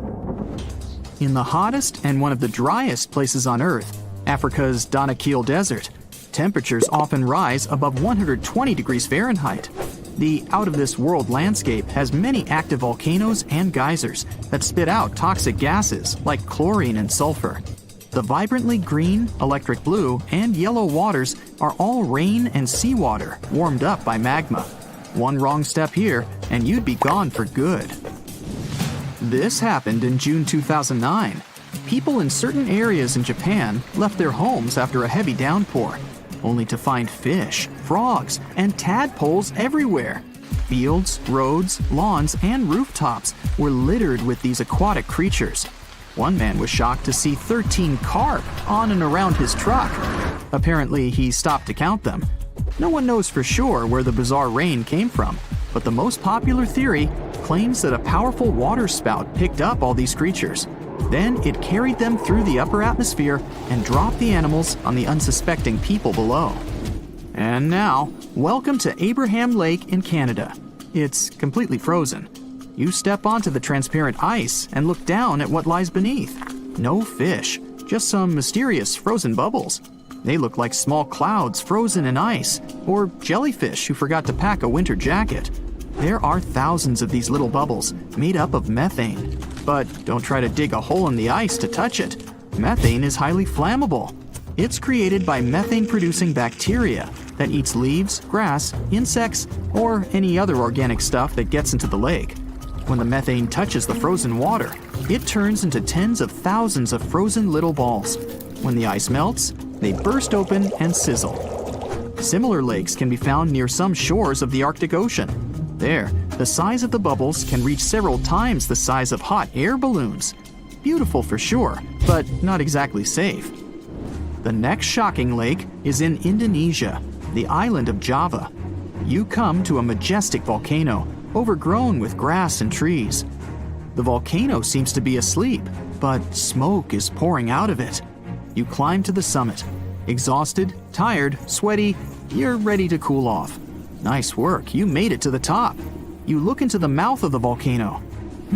No boiling lava, just a beautiful, bright, turquoise lake down there. It looks like an oasis. Perfect time for a refreshing dip. You run down and get ready to jump in. But that's not water, that's acid! Sulfurous gases get into the lake from under the volcano. The lake itself is full of metals. When the gases touch them, they form that beautiful turquoise water. Acid. Better head back to the nearest village, rest, and come back at night when it's cooler. In the dark, the lake seems to glow. Right above it, you see light-filled, exploding little clouds. The sulfurous gases rise out of the lake, combine with the air, and flash bright blue. Still, don't get too close. The sea turns sinister red, and no living being can survive in it.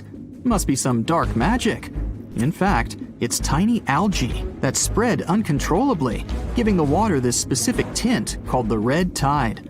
They have toxins that destroy sea mammals, birds, and turtles, as well as creatures that feed on them. For humans, contact with it ends in breathing problems or seafood poisoning.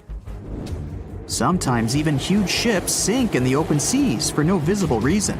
That reason is often the pockets of bubbles that underwater volcanoes produce even while they're sleeping. Those productive magma factories are hidden under 8,500 feet of water. When they wake up, they act just like land volcanoes, and they can cause destructive tsunamis. This tree looks like a bottle. No wonder it's called the bottle tree. It grows in Namibia and attracts many tourists. But don't get too close to the tree because it's one of the most dangerous on Earth. Milky juice flows inside the trunk. It's highly toxic to the human body. On the bright side though, the trees have beautiful pink-white leaves with a red core. There's a tree growing in Western Australia that was once used as a prison. A cell for criminals existed inside the Boab prison tree for a long time. People were usually kept there temporarily, just for one night. After that, they were taken to their final destination. The prison was built more than 1,500 years ago and has been perfectly preserved to this day. Tourists visiting this place can sneak a peek inside. That's it for today. So hey, if you pacified your curiosity, then give the video a like and share it with your friends. Or